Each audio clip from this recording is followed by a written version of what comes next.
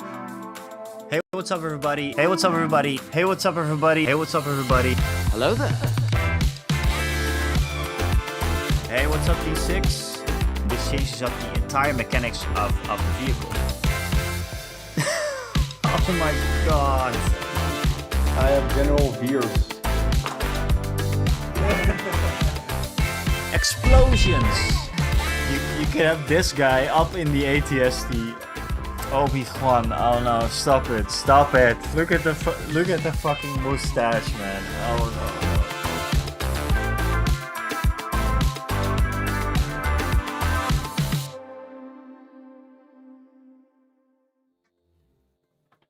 What's up, everybody?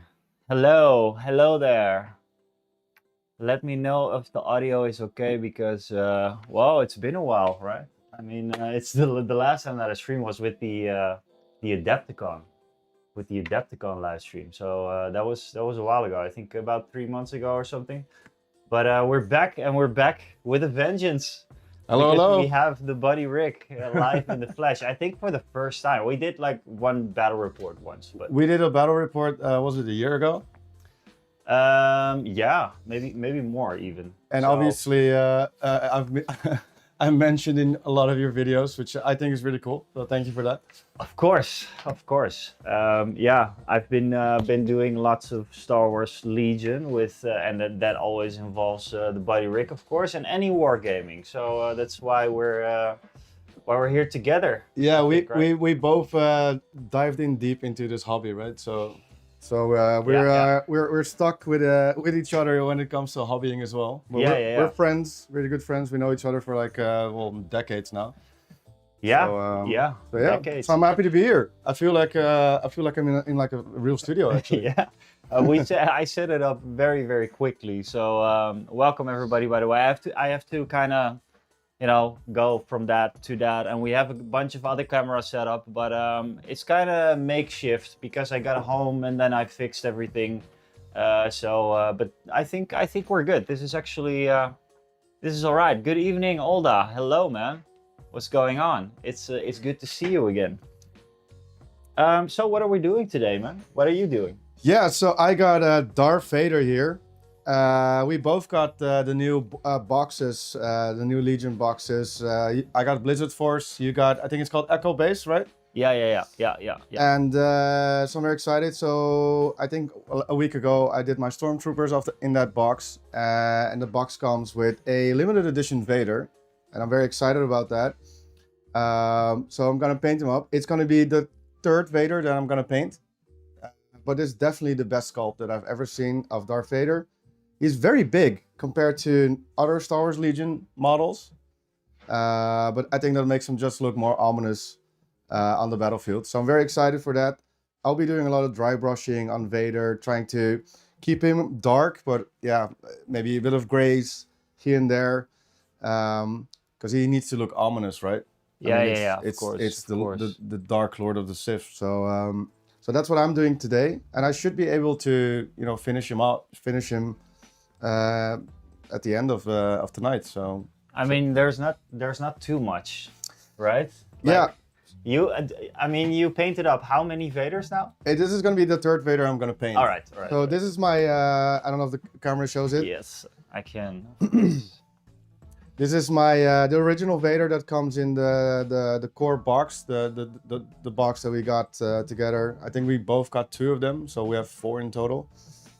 But this is the original Vader that came in that box that I've used for a long time. I also have a 3D printed Vader that just has a different stance. And now I got this Vader.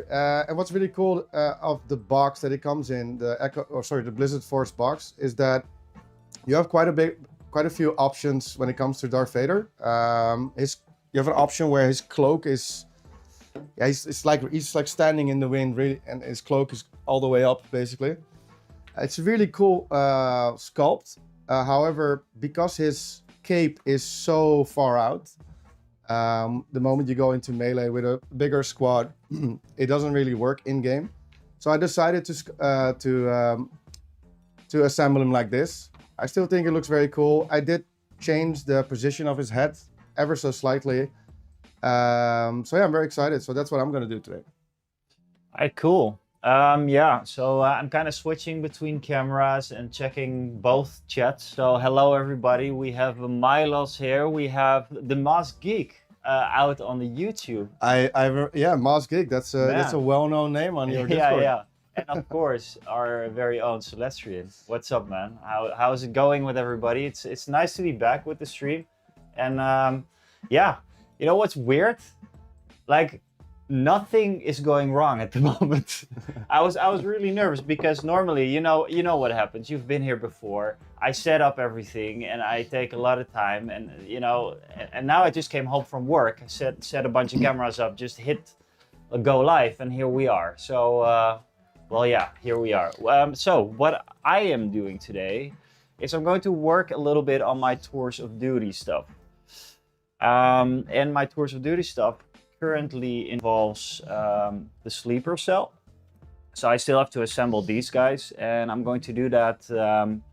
Well, I hope today. I hope I can finish this today. And over the last weekend, I assembled my swoop bikes because they're also going to be part of my Tours of Duty register, right? It's my register. Can you maybe, Rick? Can you explain a little bit about Tours of Duty? Yeah, for those who don't know, Tours of Duty is a campaign mode for Star Wars Legion, and it's a very cool way of playing Star Wars Legion.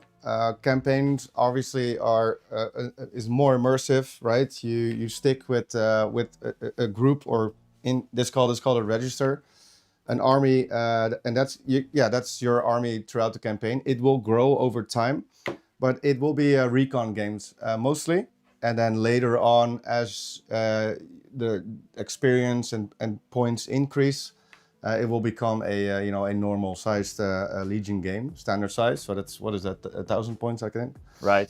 Yeah. But Tours of Duty is very cool. We took the time to try to understand how the game works, because there's a little bit different. List building is different. The rules are mostly the same. However, there are some different mechanics. So if a unit gets destroyed in the game, at the end of that game, you then roll to see what kind of downside they now have, what kind of effect that has. So they might have a wound always less, or they might have some problems going forward.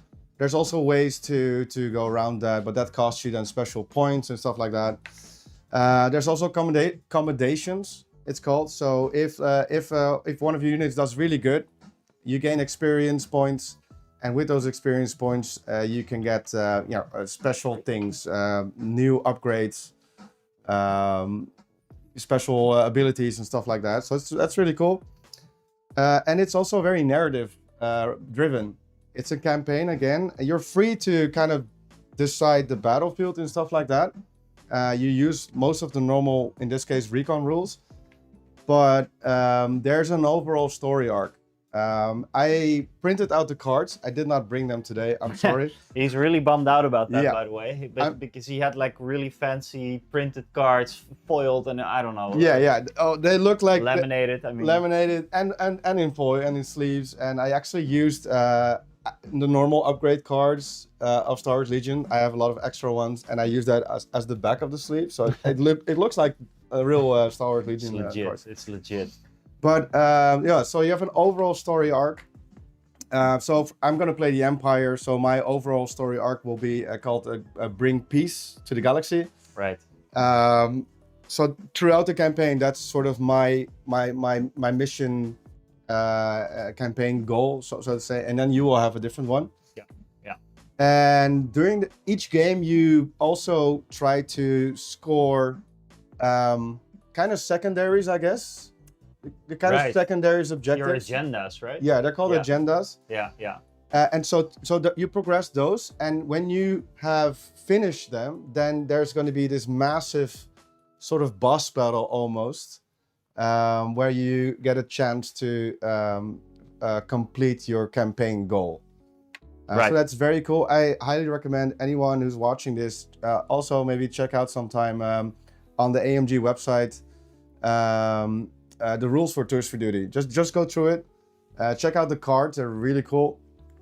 And yeah, like the winner said, I printed those out, and they're ready for us to use in our next game. Yeah, cool. So Show Novkur, hello, welcome to the YouTube. He's a first-time viewer. Hello. He just saw the Shedshow and he was like, "Let's watch." So, Cool. Also, hello. also shout out to my girlfriend is watching on YouTube right now. Oh, hello there. Yeah. Hello there. So baby, if you're watching this, I love you. I love you. I love you. Alright, cool. So yeah, there's a weird thing going on YouTube. It doesn't really matter, but everything is translated to Dutch. So I read everything in Dutch. So I have it here, but I see it in English. okay, that's good. Good. I think a couple of people have been working on the sleeper cell or something. There's a couple of people who had the sleeper cell. Let me see. Yes, I see. Oh, I'm always bad at pronouncing names. Sorry if I do this wrong, but Esbouwcore. Esbouwcore. I'm sorry if I butchered that. Just bought the sleeper cell. Thank you for the heads up. And then the Mouse Geek says, can't wait to paint up my sleeper cell. But I've been saying that for months. Well, Mouse Geek, I don't know what you're doing now, but why don't you start painting sleeper cell as well? Yeah. Maybe that's a good idea. Or what are you painting right now? Let us know. Yeah, absolutely. And Milos, he played a couple of Tours of Duty games. Oh, okay, cool. well, please let me know in the chat how that went and how it is going. And yeah, please share because we're totally new with this. This is the first campaign that we start, and I think we're going to do a couple more. But let's start with this one because I think it will take a while. Yeah. We actually even homebrewed a little bit, right, with the skills. Yeah, so you gain experience points after every game. So each unit that participated in that game gets experience points. But we doubled those experience points, or we're gonna double those experience points. Yeah. Just to progress it a little bit faster. Just it goes a little bit faster, and we are going to try and get a game in maybe every 2 weeks or something. I think that way it won't take us like a year, but maybe half a year or something to complete the campaign and to go to that. What was that last battle called again? There was a name for that. I forgot. See, this is why I should have brought the card. Maybe chat knows what the last big game is with the card, the mission card and everything, the custom mission card. But yeah, looking forward to that a lot. Definitely. Can you maybe talk a little bit about your register and the lore and everything, because I know that is pretty cool. If you want to explain. Yeah. So. In true fashion, as I always do, if I go in, I go deep. So I painted. I got a couple of boxes for my army, and that I want to use especially for Tours of Duty. And one of them is a officer, a Imperial officer, and a agent. Really cool models, and also kit bash those a little bit. I actually used a Space Marine head on one of the guys, just without the helmet, of course. I wrote an entire backstory. So your main character is called your Paragon in Tours of Duty, and that sort of the story revolves around that character, that your Paragon. So I wanted to create a backstory. So and I recently was watching Rogue One, and I was like, you know what? Maybe my Paragon, my character, his uncle is director Orson Krennic. Why not? Yeah. And I wrote the entire backstory of that. And that just helped me immerse myself into my character. And as I was painting it, now it's no longer a generic character or model. Now it's it's my character. Yeah. So yeah, so I will drop that in the Discord at some point. There's some slight changes I'm still making. Yeah. But for anyone who's interested in that, I'll drop it in the Discord. It's maybe funny to see, and I try to actually to make it look like it's an official AMG document almost. Ah, right. Yeah. I saw that. I saw some. I was excited to see everything as well. Yeah. Maybe I can pop it up on the camera for a little bit, but Yeah. So very excited about that. And again, like that helps me just immerse myself into my character, into the campaign, into Tours of Duty. It's kind of like you know, like an actor trying to prepare for a role almost. You know. Yeah. So that's that. I'm gonna start dry brushing, by the way. I got these very, very fancy dry brushes. They're very pink. Look at that. They're very girly. Look at But they have the softest tip ever. It was either this or steal some dry brushes from my girlfriend. So where did you get these? At a Action, I think. Ah, right. The discount store. Yeah, discount store. Yeah. So but they're very soft bristles, and I'm like Darth Vader because he's mostly black. I'm gonna do some very light dry brushing. I'm gonna start with Corvus Black, which is a grayish black, and then I'm gonna slowly build up the layers and go from dark to lighter. And then lastly, I will do actually some details with colors. He has some color here and there. I think he has some LED lighted things, and he has some metallics in there. So, but I'll be dry brushing most of the time. All right, cool. Yeah, and it's called a turning point. Oh yeah, turning point. Yeah, that was the one that I was looking for. Yeah. The big epic battle at the end. Yeah, it's gonna be fun. I'm actually scared to lose I have my Paragon, right? I have, maybe people saw it in my I think my latest video. I did a little bit of kit bashing for Star Wars Legion, and I have my Paragon, which is the Doctor. But then I have my Operative. Now your Paragon, he basically can't really die, right? He gets a few negatives here and there, but right. You can get positives and everything. You can get accommodations or setbacks, I think. Setbacks and commendations, yeah. But I do have my Operative, which I like even more. So I'm a bit afraid of what's going to happen there. Then again, for the story, it would be some epic moment if he would die, because the Doctor, the Paragon, actually adopted him as his son. The more on the lore is coming in like videos and everything, but it's going to be painful for the man if that is going to happen, and I'm going to have to find myself maybe a new Operative, and how would that work? And it's such a cool thing to do, like the narrative thing, because also lately I've been getting into solo narrative play a little bit and talk about like the world that I'm creating a little bit of a fantasy world, and I'm thinking a lot about doing narrative for that, and then doing Tours of Duty alongside that at the same time. It really helps just building stories, and the best way to play any miniature war game, I think, is doing this, because otherwise what's the point?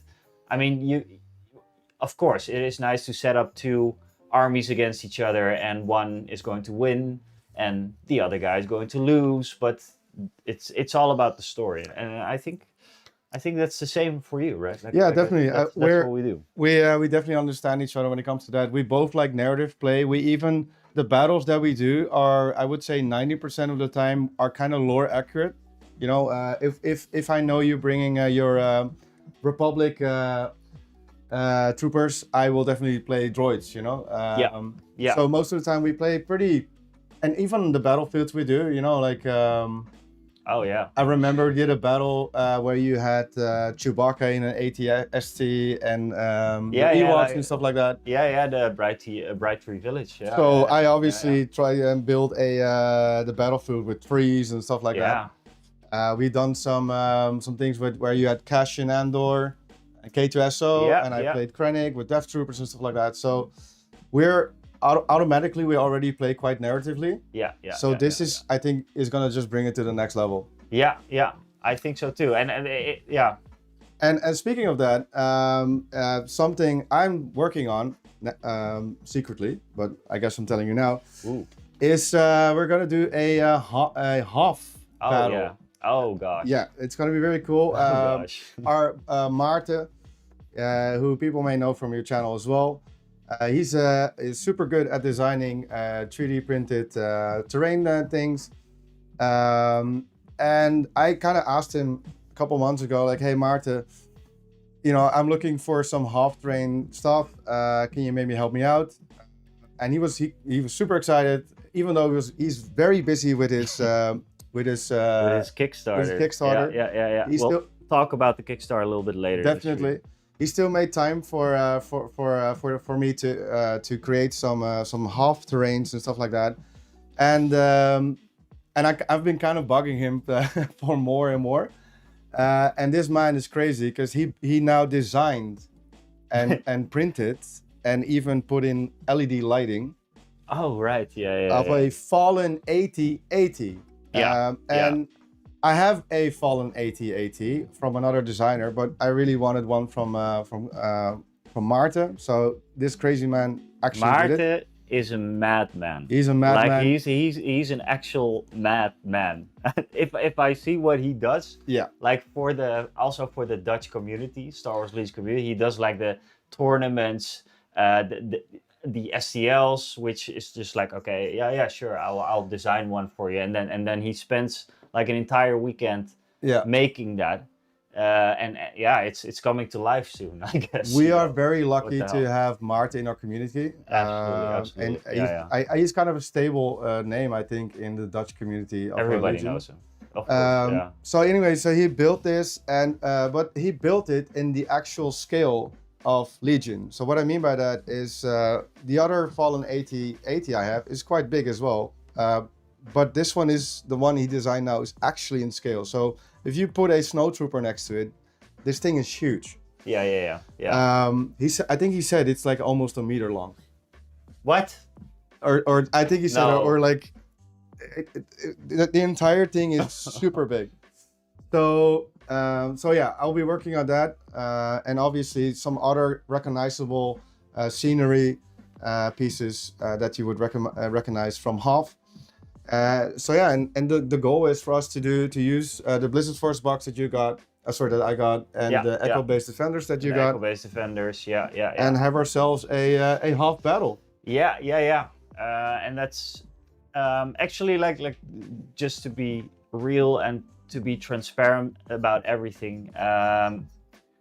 Like battle reports are a really hard thing to do good, and there's a bunch of ways that you can do it. You can just grab your phone and you can film it. You can do it like play on tabletop and do it super professional. But there's other ways to do it, and we want to explore like how we can do like narrative battle reports that it doesn't get too I don't know, not too long, not too boring, not all the dice rolls, but narrative, like you're getting sucked in. I think there's one guy who does it with bolt action. He does it really well. Okay. I'm not sure what his name is, but there's obviously very good content creators that I've watched. Especially in 40K, a lot of content creators make really high quality battle reports. There's some of Legion as well. For me personally, the one thing I don't necessarily enjoy if it's every dice roll, every interaction, then it becomes a bit of a time suck. All the keywords, if it's a more streamlined, kind of like you take the highlights, some cool moments, some couple of dice rolls, and which you always do some really cool, cinematic shots. That makes sense. Then it's, I think, more enjoyable to watch. Yeah. So yeah, maybe chat, let us know if that's something you want to see. Yeah, because that's like the most important thing. What kind of battle report would you want to see? And if you have any examples, drop it in the Discord because I will check it.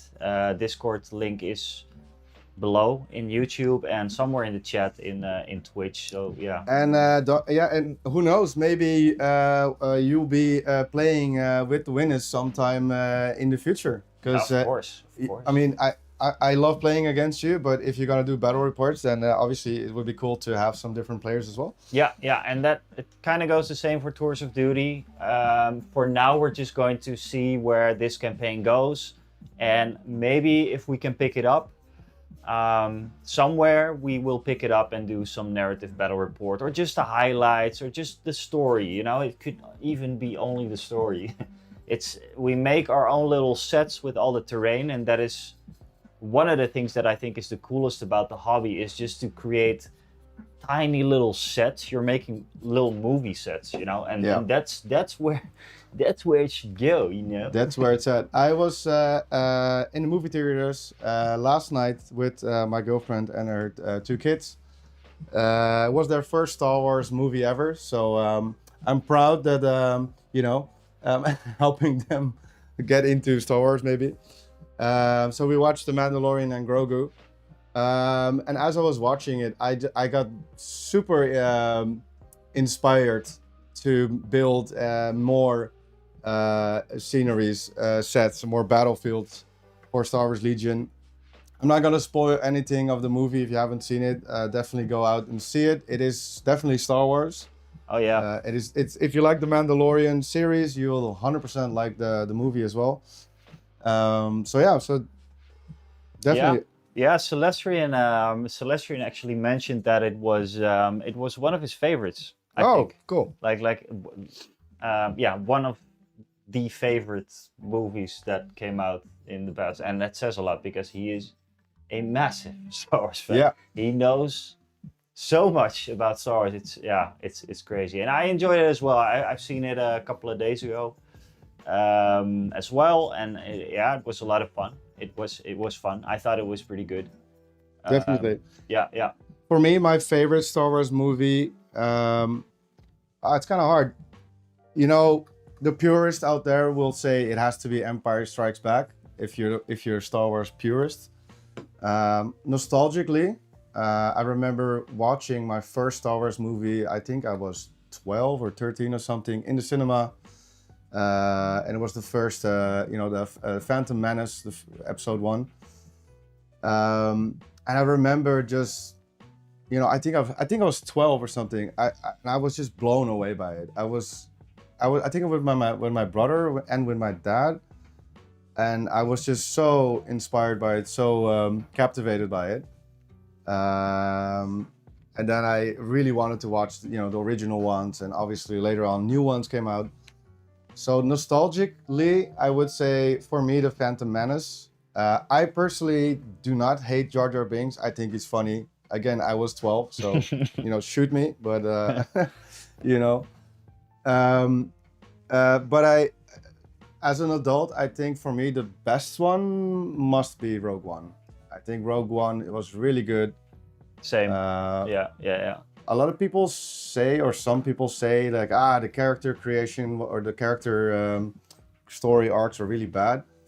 I don't really agree with that. No. I think there's really cool moments in there.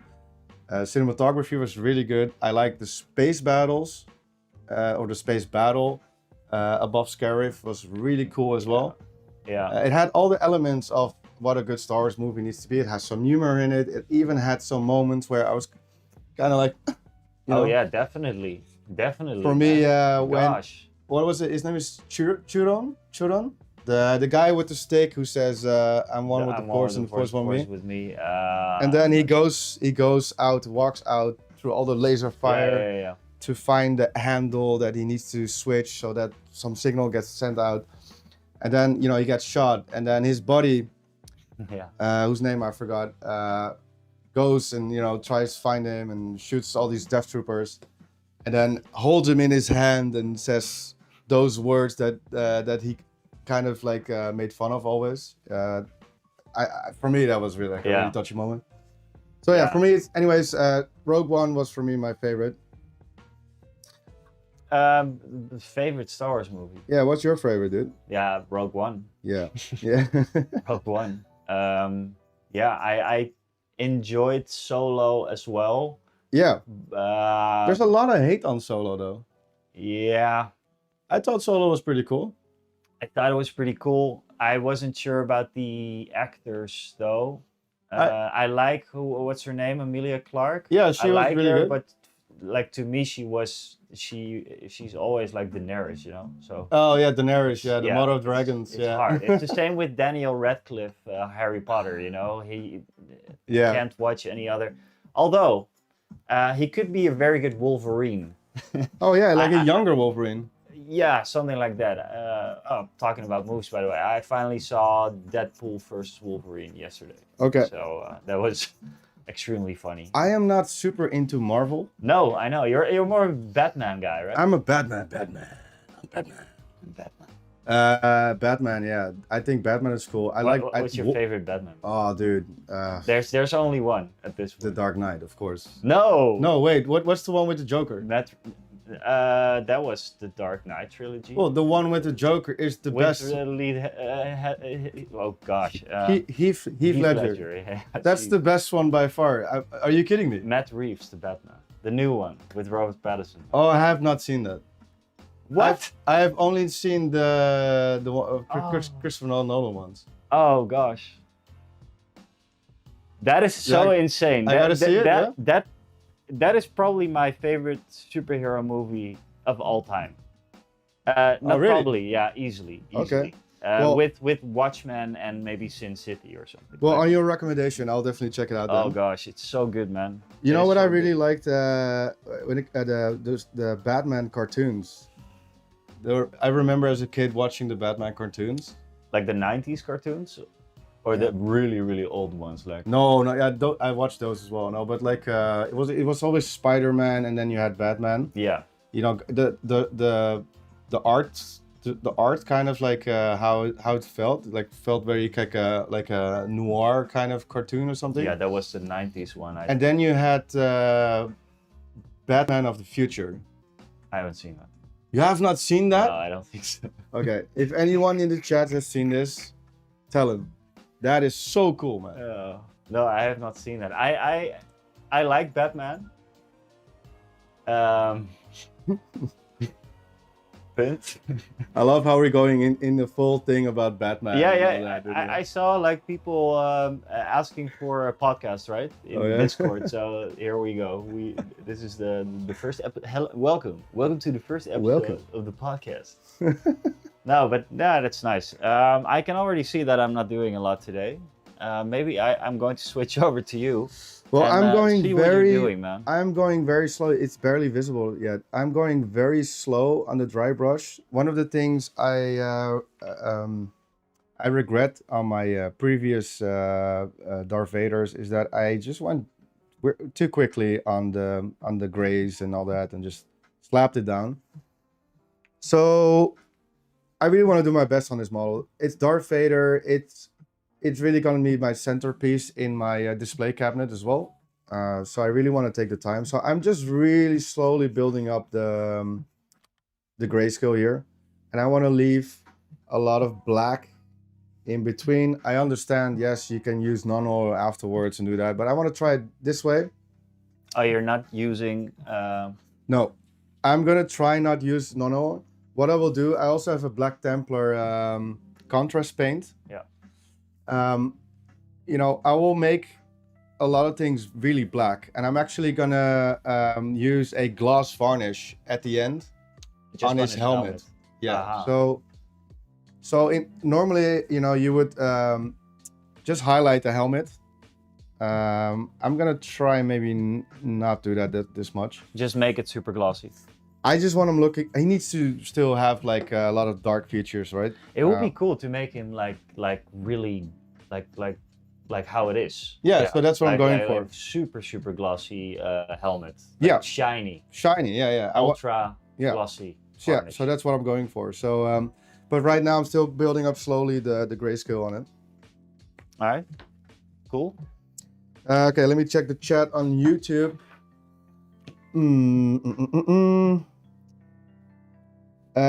Daydream Miniature says currently editing the Armorer tutorial. Ooh, The armorer. Did you? the Armor tutorial. Editing the Armor tutorial. Are you making an Armor tutorial? And I'm presuming you mean the Mandalorian Armorer. Oh, that's cool. That's cool. I wanna see Hoping that. you go. Hoping you. I can't read everything. Sorry. Hoping you guys can keep. Sorry. Oh, sorry. Hoping you guys can keep me sane whilst I do. So you're editing a tutorial on the armor. Is that a painting tutorial? It could be. That's really cool. It's a really cool model, I think, to paint. It's like a lot of reds in it, some golds in it, some bronze, whatever. Yeah. There's some potential lore around the armorer. If you have watched the new animated series of Maul, and again, I'm not gonna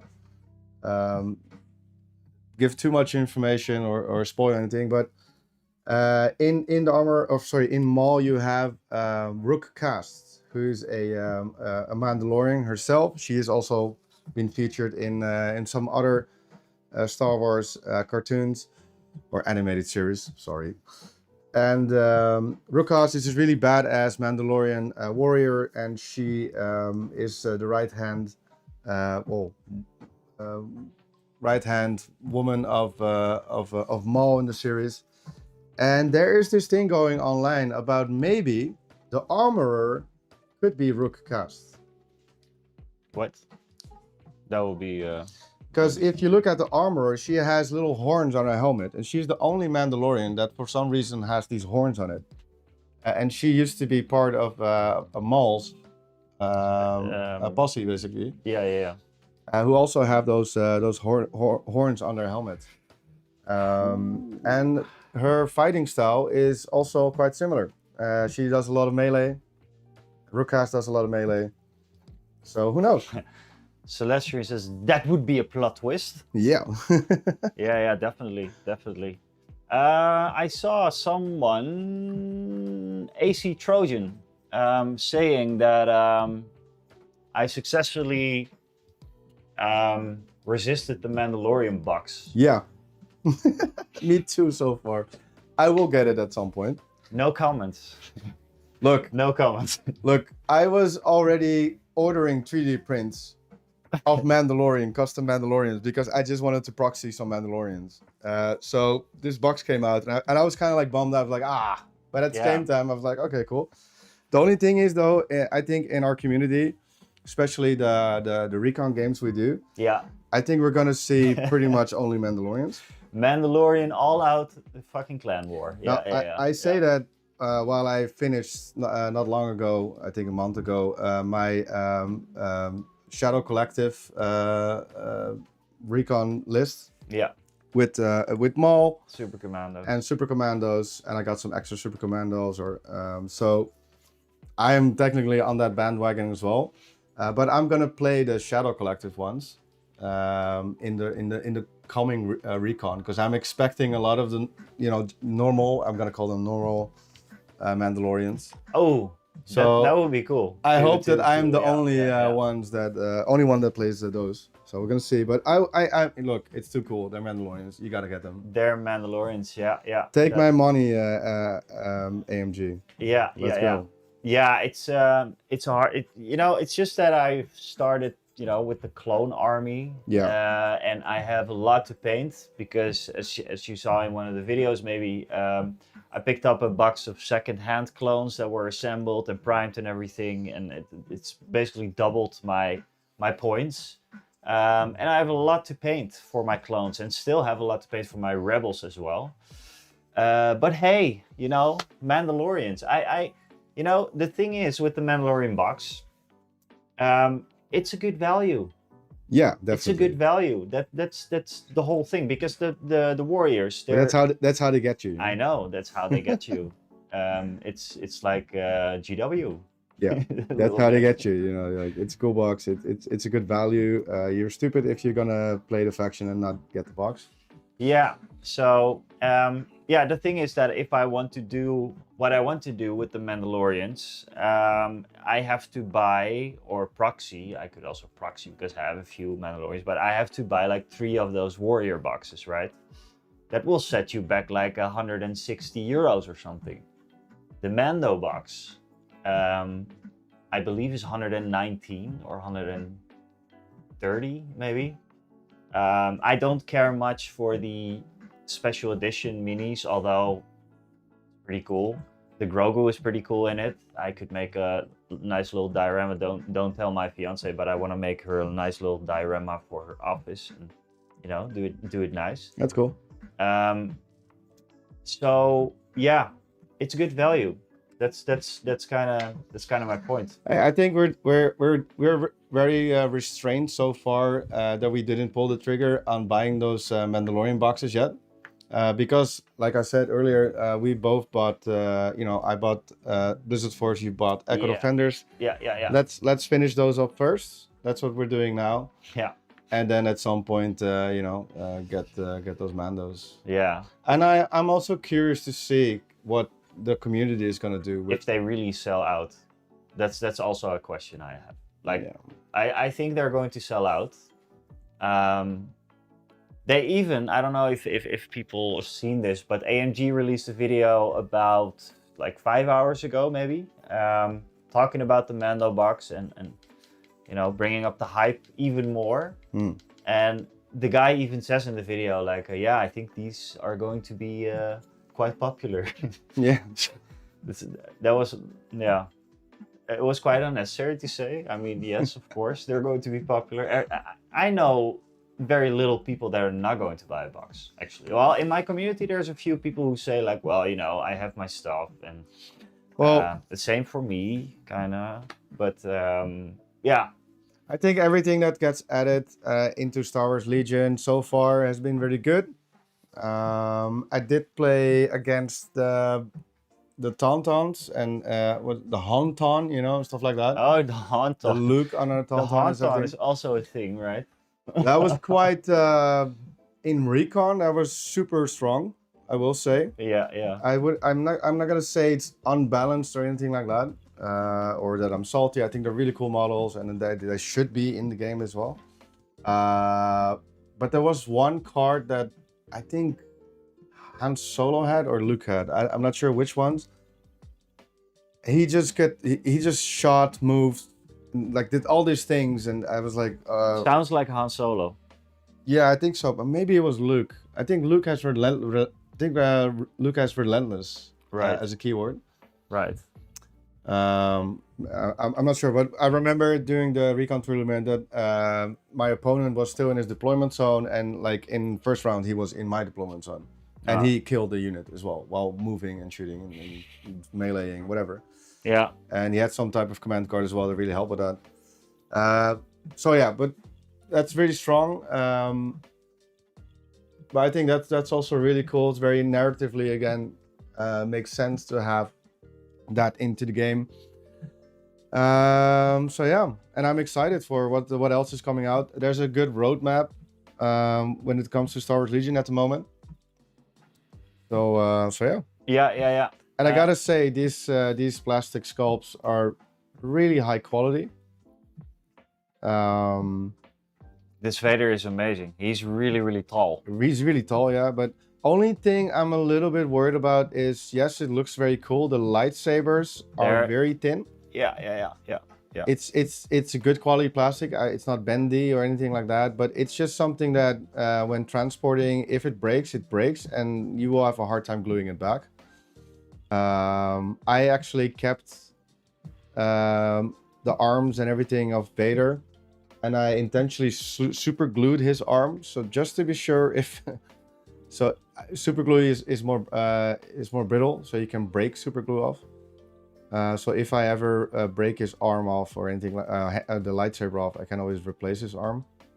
That's the only downside, I think, but again, it looks very sharp. The details are really good, and I'm used to Games Workshop models that have really high quality, probably best in the business. So AMG has definitely stepped up their game when it comes to the quality of their models. Yeah, absolutely. I'm just checking the Twitch chat a little bit. Selection says no comment, means it's currently on its way. Possibly? No. I'm waiting for something.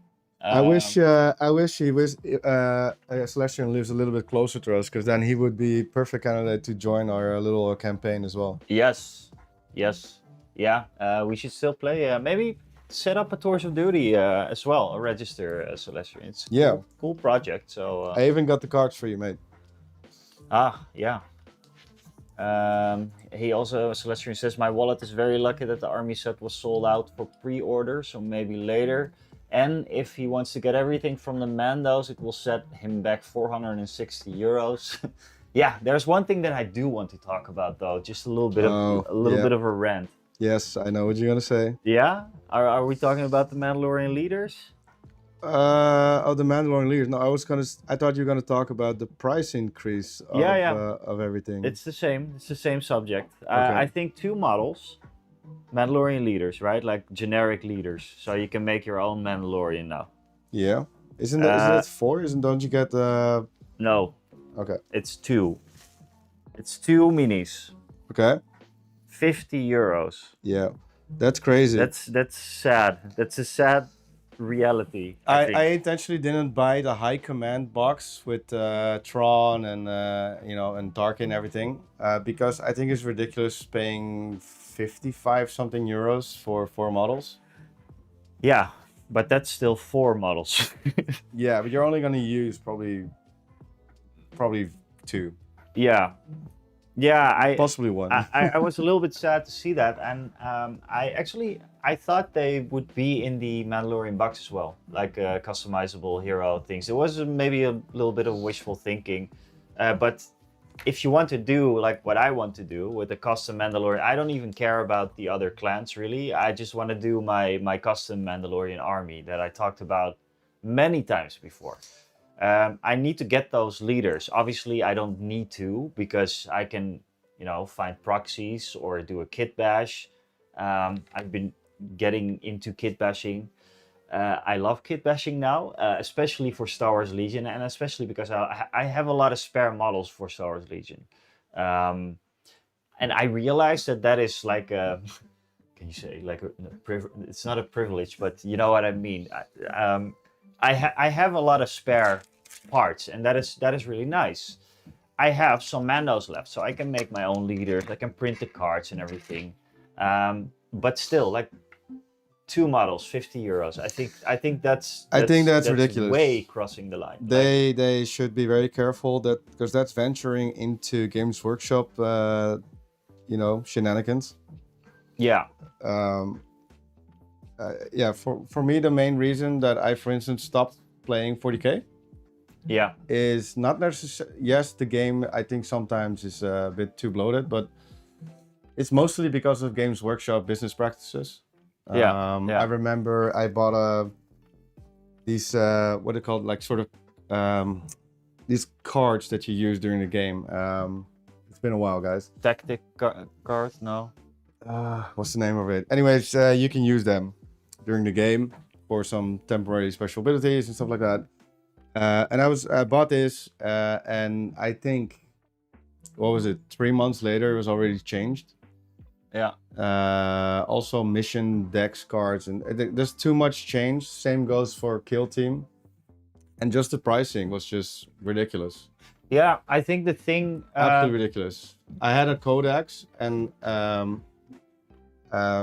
the app, the code that I had in the codex didn't necessarily unlock it or some shit.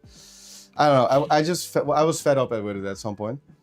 So I hope AMG doesn't go too far in that. I understand it's a business. They do need to make money. That's 100% okay. The quality is really good. So they're allowed to ask definitely a price for it. Yeah. But be careful, let's not go too crazy. Yeah, it was always okay, or not okay, but a price increase. Yeah, sure. Because I picked up most of my heroes. Man, it was like I picked up heroes for 10 euros at some point. Yeah, you got a lot of good deals, yeah. That was ridiculous, and that's not viable. I understand that, and make that 25, sure. And then I guess 2 times 25, 2 models is 50 euros. that's how you might get there. But yeah, I don't know. They should just be careful because don't forget, like more and more people are getting into 3D printing. Yeah, Celestian just mentioned like I can print them for you for 30 cents. There's you know, let's not forget there's a lot of companies in the world, you know, that were sky high, and then because they got too greedy, people then look for alternatives. Yeah, yeah. 3D printed is a viable alternative, I guess. In official tournaments, I guess, yeah, of course you can't use that, but you can print the cards. You can use online you know, army list building tools to show and check the cards and everything, and you know, so yeah, 3D, especially Legion, you could easily 3D print Legion. Yeah, of course. Yeah, there are so many cool companies out there. Actually, one of the projects that I still want to work on, there we go again, is my Bright Tree Village battle force. So with the Ewoks, yeah, I'm not gonna buy Ewoks from AMG to fill up that army, because that would cost me like 200 euros or something, on top of the things that I already got. Apart from that, I think it's called Black Bear. What was it again? Celestian, you know this? But you have the ATST walker with all, you basically print like little Ewoks that hijack the ATST. That, oh man, that is so cool. Yeah, definitely. That is what I want to. So I want to, you know, try and get some more 3D prints in. And well, if you're looking for someone to 3D print your minis, look no further than Mini Marvels. Yeah, Mini Marvel for sure. Mini Marvels does a really good job. You can just request him printing minis. He also has all kinds of licenses. You can buy 3D printed minis right from his website as well. mini-marvels.nl for mostly EU for now, I think. But awesome company, and I've been working with Sam for as long as the channel exists, because he started Mini Marvels at exactly the same time. So it was so cool to partner up, because yeah, we were just starting. I literally told him, hey, I saw you were just starting. Oh, cool. Like last week. I'm starting today. Huh. Maybe we can help each other with that. And yeah, now I basically just make little videos for him every now and then I can request maybe some hobby tools, because he has, well, the most amazing hobby tools. Basically, my entire desk here is like Mini Marvels. Yeah. So I bought awesome. I bought some models through Mini Marvels. A really good experience. Really high quality models. Like I have some different 3D prints. I quite often through Etsy and stuff like that, but they don't always have the same quality. Trust me. No. Mini Marvels. Also the amount of types of models that he has. I saw how the coolest like orc models or monsters or whatever. Bust. You know, bust. Even if you're into games like I don't know, Dungeons & Dragons D&D, and stuff like that. He has most of the D&D stuff, and Trench Crusade a lot. Yeah. So So really cool models for sure. Yeah. That really sounded like an ad, but it was kind of spontaneous. He's just an awesome guy, and he's just doing a very good job. Just opened his shop in Groningen, by the way. If you ever visit Groningen, please. Yeah, we have to go there sometime, man. Yeah, we should do a live stream still. Yeah. We Well, it's been an hour, and yeah, I haven't done shit yet, of course, because that's how it works. And in fact, I have to get most of my stuff ready on my desk. So I think we're going to just head over to Rick for a little bit, and then we're going to take a little break afterwards. But Rick, let us know what you're doing, my man. Well, I'm still doing the same thing. I'm going super slow here. I will say also, painting I'm not the best painter to begin with. I do enjoy painting sometimes. I mostly enjoy playing the game, and I really enjoy building battlefields. That's my thing. That's my thing. Yeah, that's your thing. You're a map maker. I love making battlefield maps and all that. That's my thing. But again, I'm going very slowly. I really want to do my best on this model. and I don't want to overdo it. It's very easy on a black model that needs to stay dark to overdo it, and then it just becomes gray and chalky. So I don't want to do that. So I want to go really easy. I think now I went for Corvus. I did Corvus black, and now I'm using a Vallejo. What is it? London gray. London gray. Okay. Because it's a very cold gray. I could have used Mechanicus gray, but Mechanicus gray has a little bit of a green tint to it, very slightly. Yeah. So I didn't use that. And I'm just doing it, and I'm stopping every now and then and trying to change the position of the model to see the lighting. I've done his cape now. I now want to do some of his... he has an undersuit on, and I want to try and keep that dark.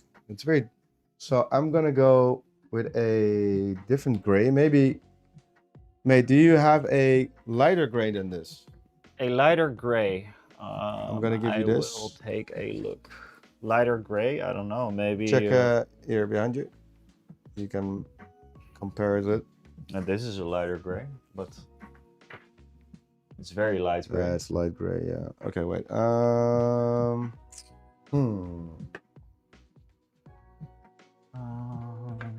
Let's see. Yeah, well, I have like all the Citadel grays, basically. Thanks to Patrick, who gifted those to me. Oh yeah, cool. But yeah, you can take a look if you want. Okay, I'll take a look in a second. There's so many. Maybe Ashen gray. Yeah. Maybe. Oh yeah, that is very similar but different. Yeah, okay, I'm gonna try that. Cool. But anyways, Vader has a undersuit on, which is sort of like a leather kind of thing. But there's definitely some texture in that, some details in it. There's like sort of the striping going down, and I really want to accentuate that. But I don't want him to become a gray model. Yeah. So I'm checking how to do that. I think I'm just gonna slap some dry brush on there as well, like I did on the other ones. And then maybe with a wash, darken it down a little bit again. You know, this Vader's a model that you could be done in like an hour if you really want to, because it's just mostly dry brushing and a couple of details here and there. Yeah, but it's cool to kind of try different things on every Vader as well, right? Can you see like a progression in your Vaders? Yeah, a little bit. Maybe. Is this your first? That's my first Vader. But the cape is quite rough. Still looks cool, and the helmet is actually kind of shiny. Yeah, this one is shiny. I have the other one, the 3D printed one. That helmet is very gray, so that I tried that, but that's definitely not what we're gonna do here. That's one. I think someone mentioned it in the comments. That was the one that the lightsaber is warped, right? Yeah. So yeah. you were looking for maybe the acrylic things? Yeah. Oh yeah. I was checking Green Stuff website, Green Stuff World. Yeah. And they have acrylic translucent lightsabers. Yeah. If anyone has any experience with that, please let us know, because I'm interested, but I think they're too thick. Yeah. So the thickness is 1.6 millimeters. Yeah. The lightsaber on the old original models, Legion models, is 1.5. I measured it, so it's thicker than this. That makes it is translucent. It is translucent, and it is pretty cool. So the wow factor is pretty cool. However, if you really want a wow factor, then you kind of need to put an LED in there. Yeah. It sounds like something Celestian would do, like drill things. Yeah, he's a madman. So, however, I have a clear bases, so I have nowhere to put any batteries and stuff like that, so I'm not gonna do that. And I will say the lightsaber I have now, I don't know if the camera's on mine. Yes. The lightsaber I have, how I painted it, is super bright red. It's good. So it already kind of pops, you know, so I think that's good enough. I may try some OSL slightly on this one for the first time. You are the king of OSL. No way. Well, you are definitely someone that... I'm just I don't know. I always overdo the. I kind of always overdo the OSL, but that's the thing that I like, because I remember with my Adeptus Mechanicus, I wanted them to be very, very dark, and then just have them light up. You know, light up like with their eyes and with Yeah. the plasma guns and everything, and then I just go. It was my first days with the airbrush, basically. I was like, "Whoosh, yeah, that's cool. Whoosh, yeah." And that kind of stuck with me. So I like to do the OSL, but I never really finish the details of the OSL. Yeah. So do it a little bit lighter on the hottest parts of the light. Some people are so good with that. Yeah, you have El Miniorista, or what's his name? Some people are so good. They Jeez. do like lava bases and stuff like that, and it just looks super realistic. Yeah. A lot of respect for that. I don't think I have it in me at the moment. But I will try and, have a little bit of reflective light come off Vader's front helmet and maybe his arm and stuff like that. Yeah. Okay, but we're not there yet. I also need to start making some miles here. So Yeah. I'm gonna go a little bit heavier on the dry brushing now.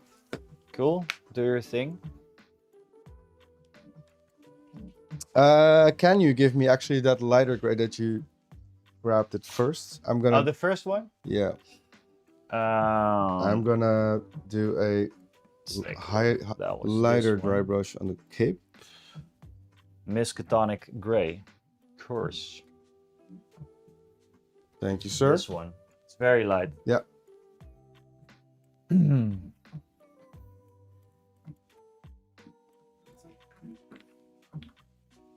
Pedro's X, hello there. Hello, man. How are you doing?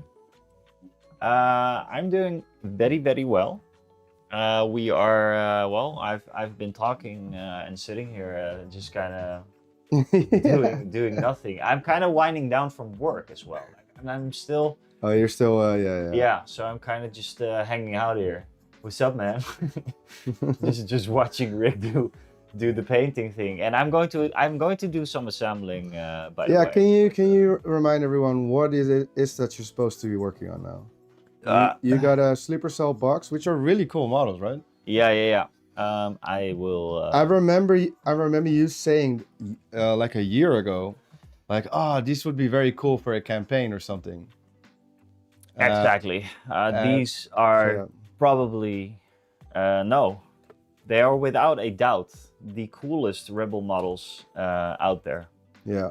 We have like characters, real characters, and this was the first time that AMG put some more aliens into Star Wars Legion for the Rebels as well. Well, kind of did the same with Commanders. Okay, but yeah, kind of.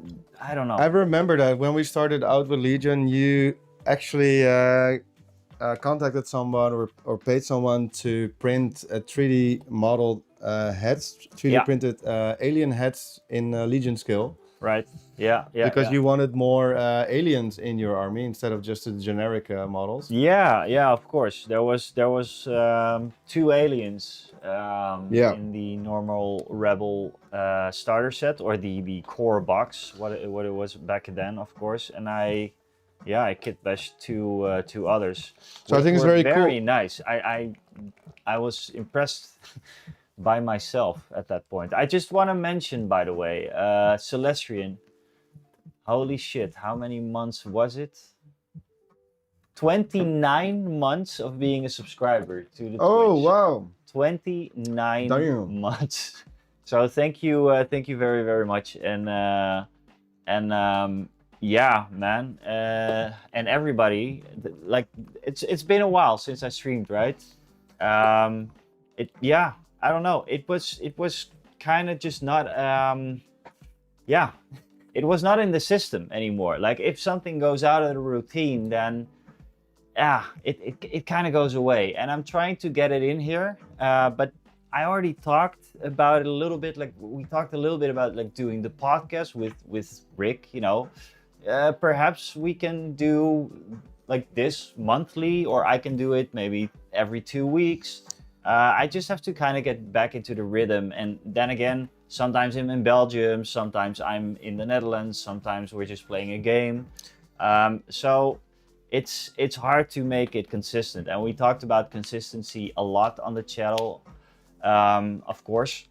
And I'm working on that, but it's hard. It's hard to to keep up with it. And I'm doing as much as I can, believe me, because the YouTube channel has, yeah, it has consumed basically my entire free time, which is lovely because it is my hobby.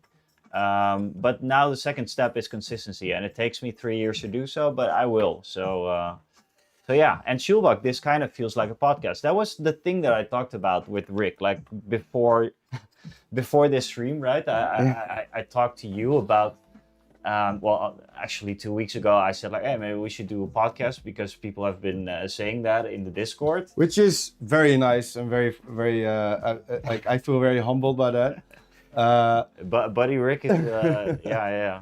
I think that's very cool. The only thing is though, like if we were to do a podcast, you know, we have to be also, I think, very knowledgeable about the game. Yeah. There's, I think it's called Fifth Trooper.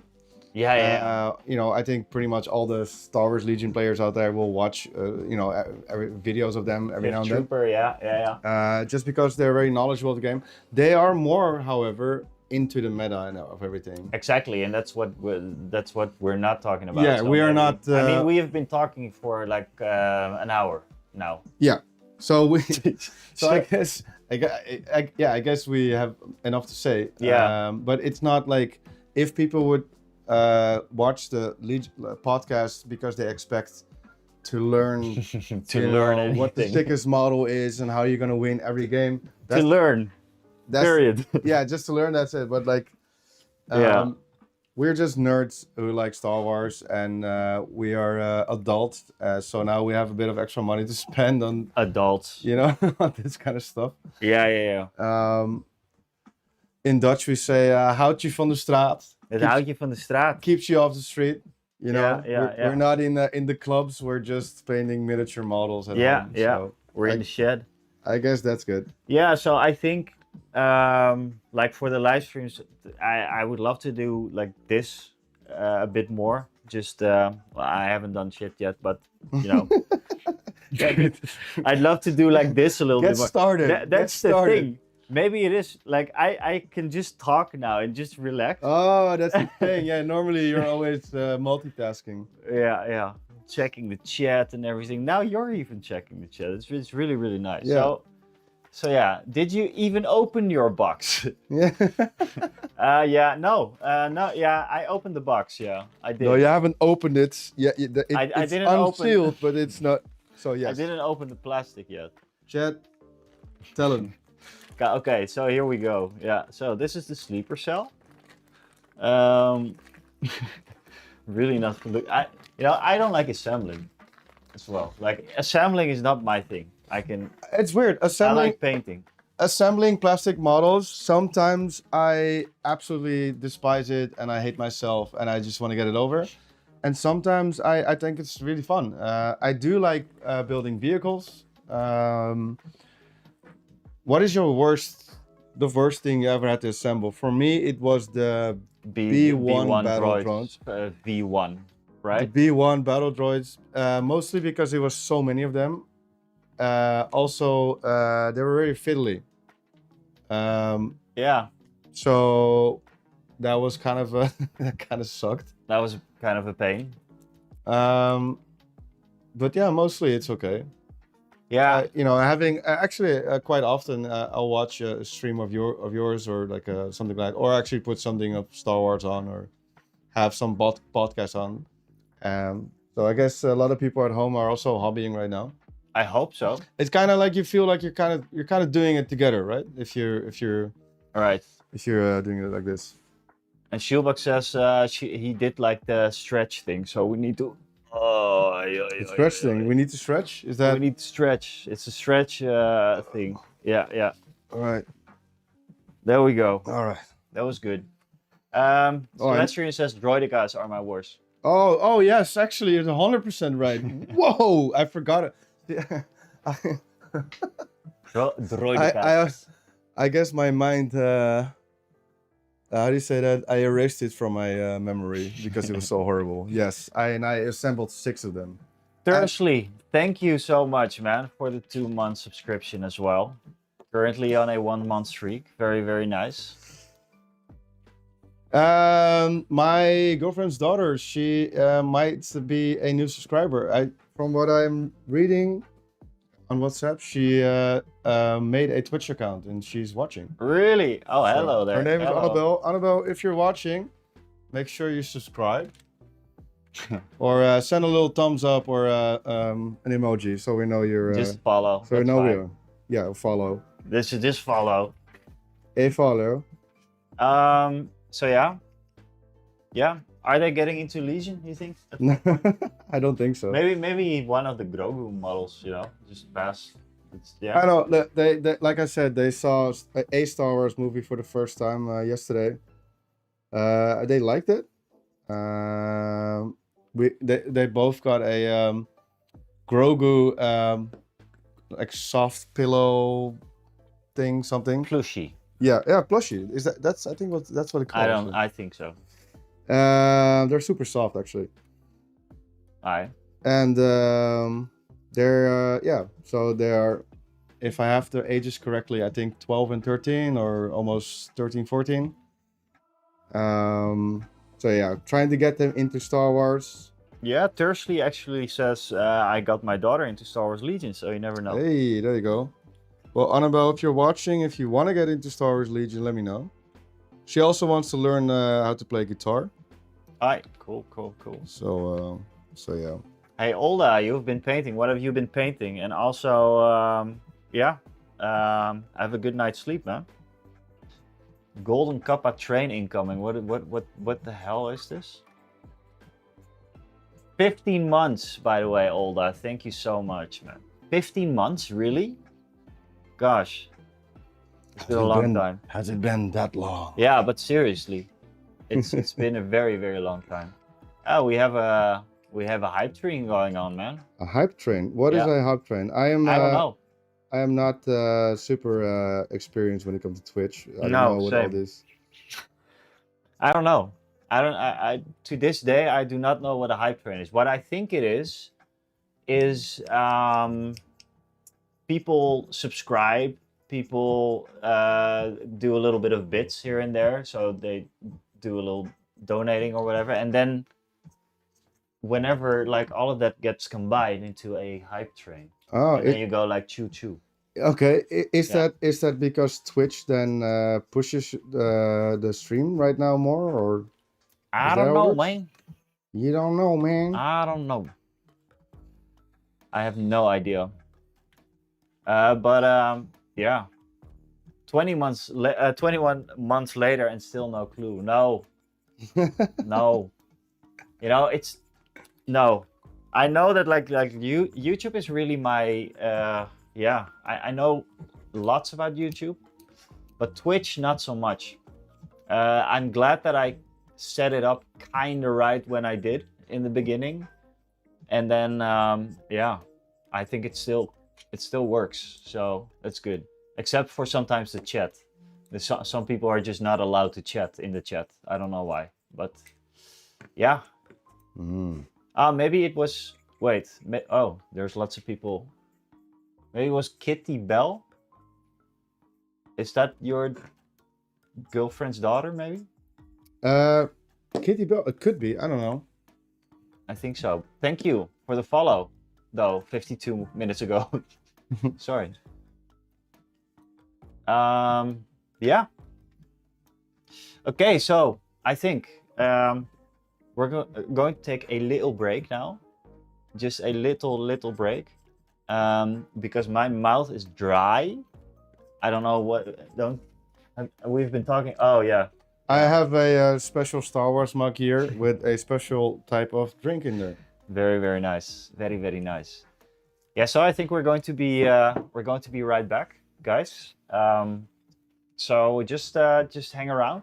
Olda, thanks so much for being here and for the subscriptions and everything. And I talked about it before. but let's try to do this more often. Note to self, Yeah. mostly. How long is the break? Like 5 minutes or something. Okay, cool.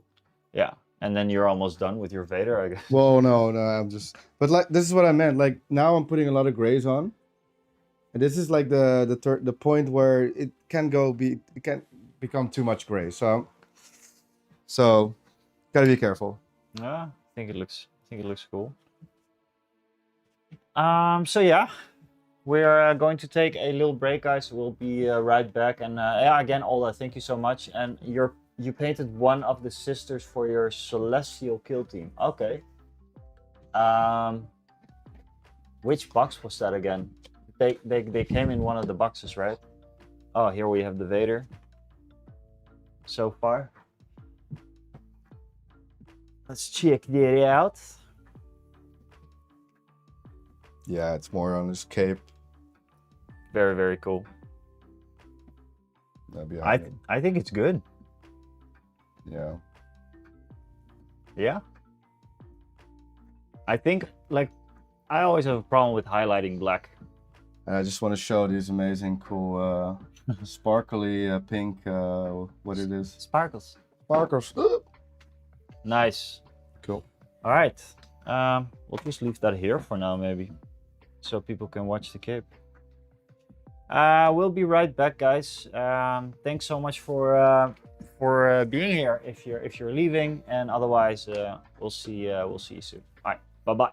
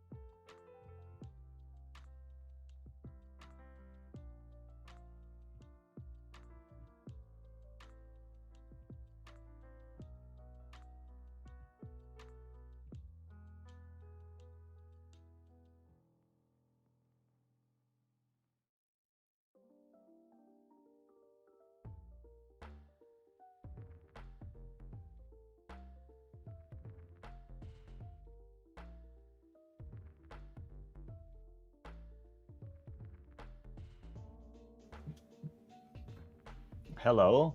Hello, everybody. Let me know if I'm loud and clear again. Rick is coming back soon. In the meantime, I want to see if I can show you a little thing.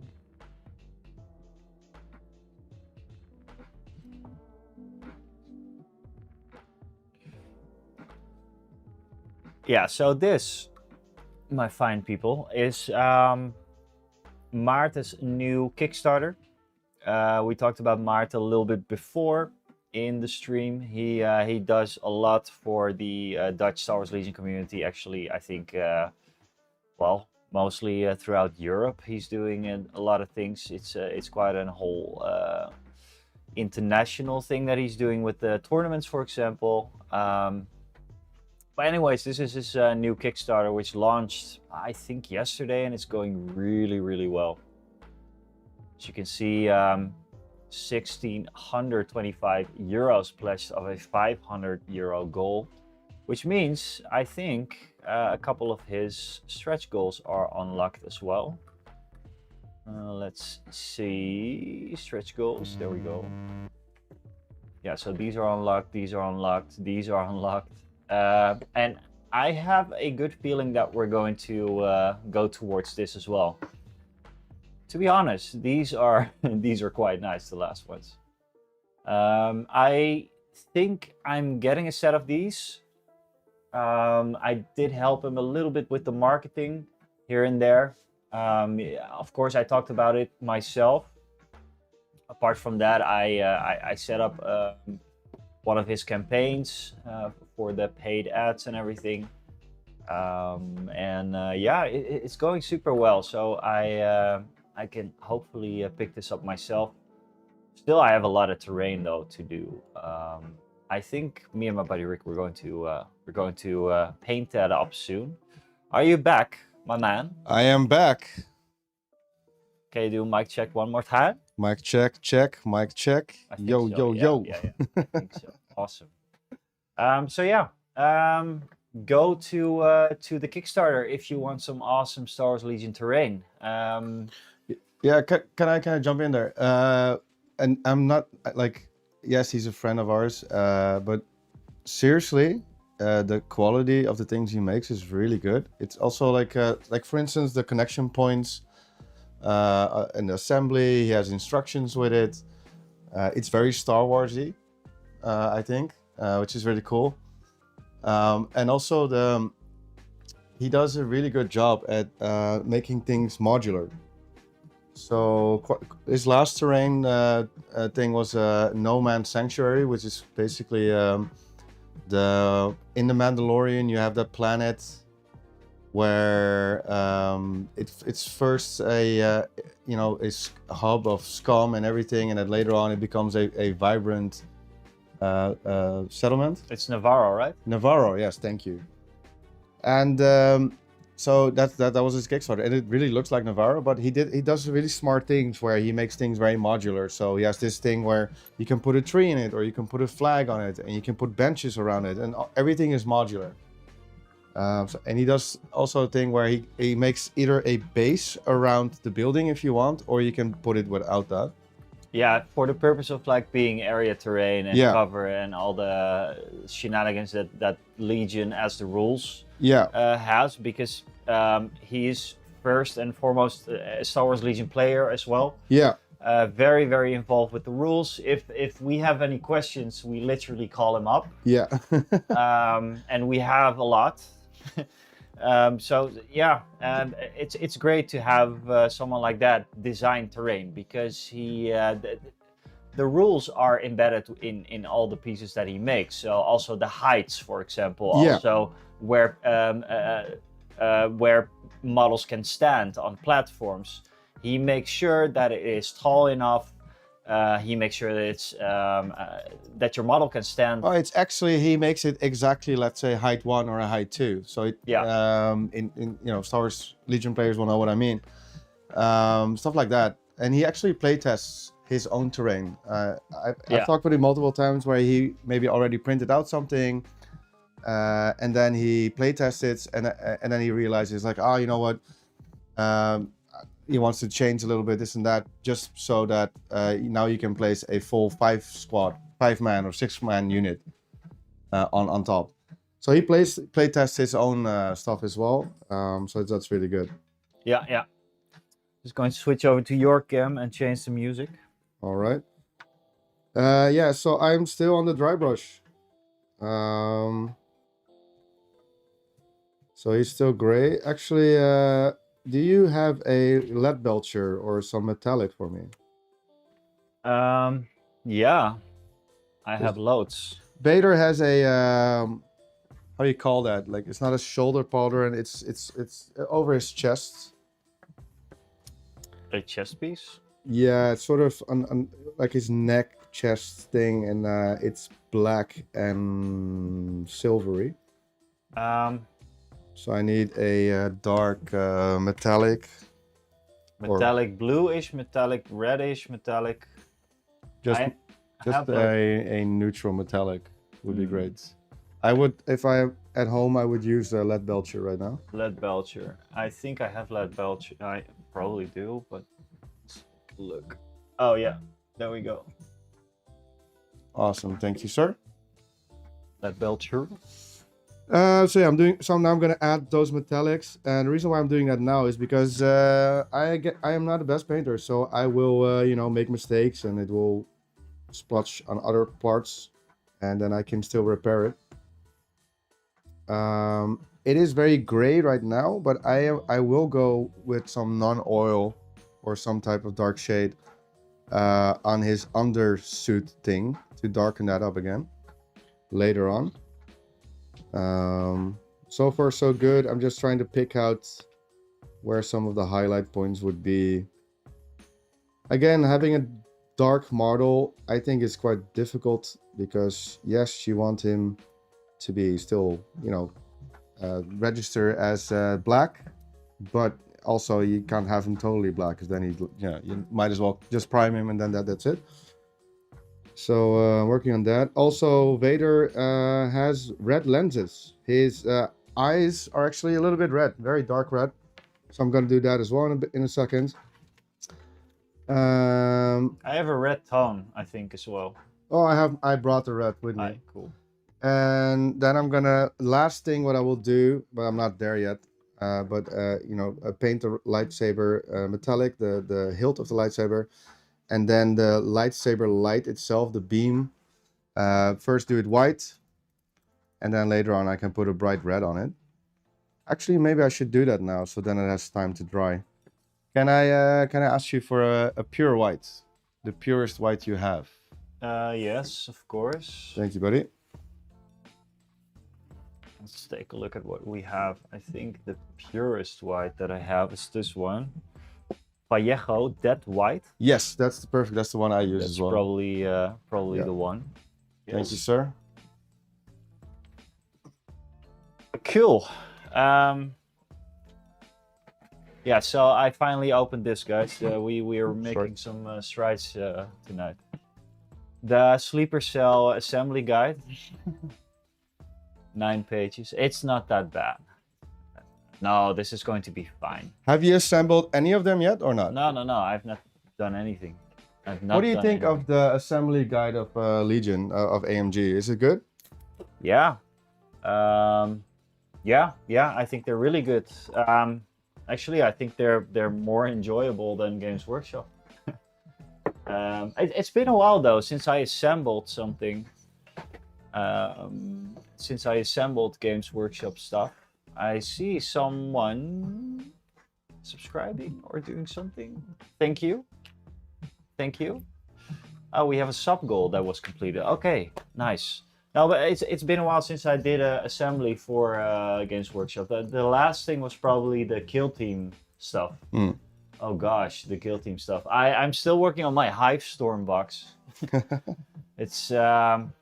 It's bad because I have a lot of Kill Team boxes that are just collecting dust and I haven't even opened yet. Pretty cool ones as well. But I'm very, very, okay, like before talking like for another hour, I'm very much interested in playing like co-op and also solo, but co-op you can now like have like big boss battles and stuff. Oh, really cool. In Kill Team. Yes, in Kill Team, and I'm quite excited about that actually. What do you mean by big boss battles? I mean big monsters, whatever monsters, like nits or. Oh, really? Yeah, and then you can do it Oh, that co-op. is cool. Yeah. But actually, with the Hive Storm, they already put in like co-op and solo. Made a video about that, by the way. If you want to check that out, it's on my channel.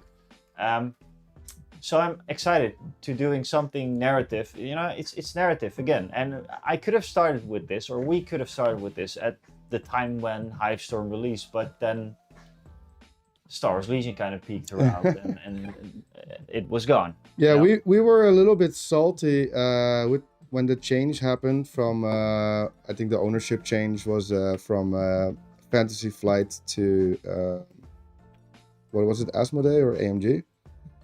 Yeah, to AMG. And I think we were a little bit salty for a time. Yeah, Not gonna lie. definitely. Because we were playing Legion, the last version of Legion a lot. We were really into the game, and we don't like change sometimes.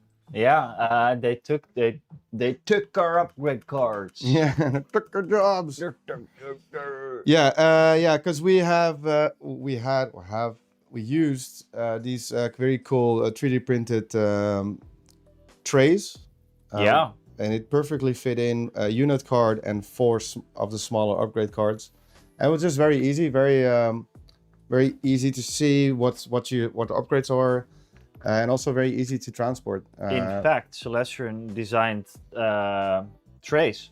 Yes, like especially for that purpose, and I love those. And yeah, I love the little upgrade cards. Talked about it so many times. It was one of the things that I was salty about, but in the end, it was good. I think the game is in a much better place, and even with the rebranding and everything, just see how many more people are getting into Star Wars Legion right now as opposed to like 2 years ago or something. Definitely. So in the end, that's also where it's all about, where it's at. People need to get into the game. The game is very much alive. And I think we got over all saltiness. I don't use upgrade cards anymore, to be honest. No. So in that sense, I'm still salty. But nowadays, we both did invest in cards, in card packs. So we do have all the unit cards that we need, because I do think that's nice to have on the tabletop as well. Yeah. Yeah, definitely. But I think we both don't really use upgrade cards, or do you sometimes use them? Yeah, I use like upgrade cards that are important to the unit. For example, when I have Ahsoka connected to a super squad or something, I will have the Ahsoka upgrade card to on the table as well. Yeah, okay. So sometimes you'll use upgrade cards, not always. Yeah, mainly if it is like a separate specialist or like mostly the Jedi. Yeah. Like now for the Republic, I mostly just take that upgrade card and have it on the table, just, Yeah, well, that makes sense. And obviously the tokens, well, you have to use the tokens, but we do have some special tokens that we have an affiliate partnership with Buy the Same Token. Yeah. Oh, of course. Actually, I'm in contact with them because I want to get some more tokens. Yes. More tokens. More tokens. They're really good quality tokens as well. I want to have Rebel tokens now. Yeah. Well, I don't have Rebel tokens yet. No, they're like, seriously though, they're probably not in the chat, or I don't have them sitting around in my description or something, but it's called Buy the Same Token, and it's really good. If you're into Legion and you want to get some cool tokens, even if it's just only the order tokens, check them out because they are really good quality. Like I work with a lot of tokens, and these are really good quality. Like I guess they're printed as well, but they're really well done. Yeah. So I want some more. for all my factions that I have. Which means at some point, then yeah, Mandalorian tokens need to come as well. Yeah, I don't think they have them yet. No, but Mandalorian hopefully they will at some point. Yeah, and thank you, Celestian, for the link. That is exactly what I need. Thanks, man. Thanks. So yeah, I think it is time to start working on Sleeper Cell now. Finally, how many hours are we in now? Oh gosh, 2 hours. All right.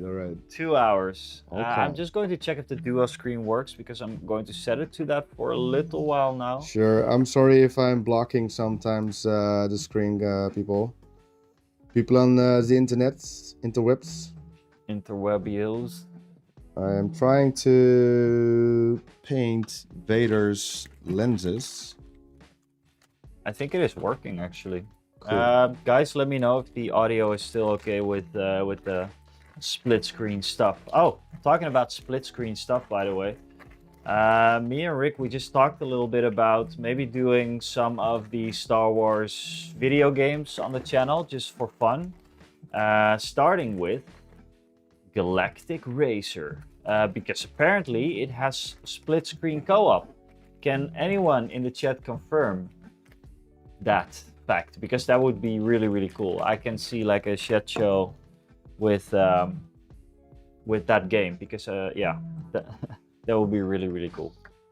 Yeah. Definitely. Alright, let's take a look, guys.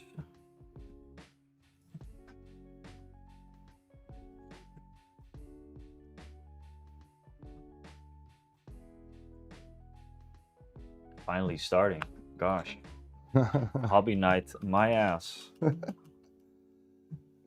right, I'm gonna now do a little bit more of the details on Vader. He has this thing on his chest, sort of box with some lights on it. So I'm gonna first edge highlight the box. Put some more details on it here and there. Her and there. Here and there.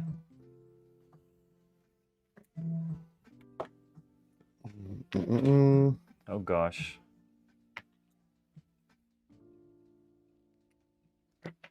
I have a hair sticking out of this brush. Oh. That's always a problem. Yeah.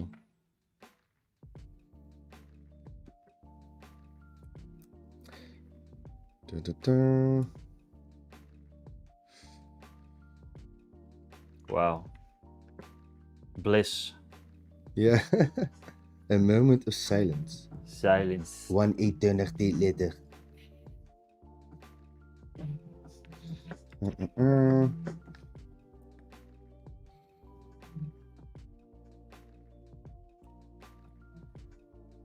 Yeah, we have a lot of hobby stuff that we still need to do, man. I think you just mentioned the terrain pieces from Martin. Oh yeah, that's definitely one that Yeah. that I really want to work on soon. It is a. I think in my, I think it's 2 or 3 full big plastic boxes Oh yeah. of just terrain. Yeah, I have so much.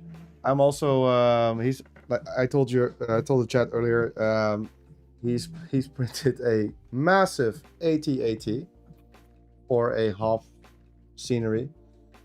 So Yeah. I'm gonna work on that. Then we have all the other half terrain looking pieces that also need to be painted. Then I have, he's also I'm buying from him a Lambda class shuttle. Oh gosh. Oh gosh. Because that's a cool centerpiece. That's really big because that's also in actual Star Wars Legion scale. So the thing is quite, I think you've seen it. You've been at his place, right? Yeah. Well, that thing. I think he's even putting LED lights in that as well. Of course he is. He's a madman. Of course he is. And I also have it's called a Zeta class shuttle. I cargo have seen shuttle. that one. That is also massive. Yeah, it's also massive. So I have a lot of terrain stuff that I want to work on. So I thought you painted that up already. No, it's just has a primer on it. All right. So after the Blizzard Force box, I have to work on that. There are a lot of snowtroopers that I need to work on still. So I'll be doing that and then working on the terrain. And then I feel like I might be done for painting for a while. Until like a new box hits Yeah. the show. I don't know. Is there something that you're like looking forward to? Like, is there Gungans? I know that you would buy that, right? Maybe. You're so sensible.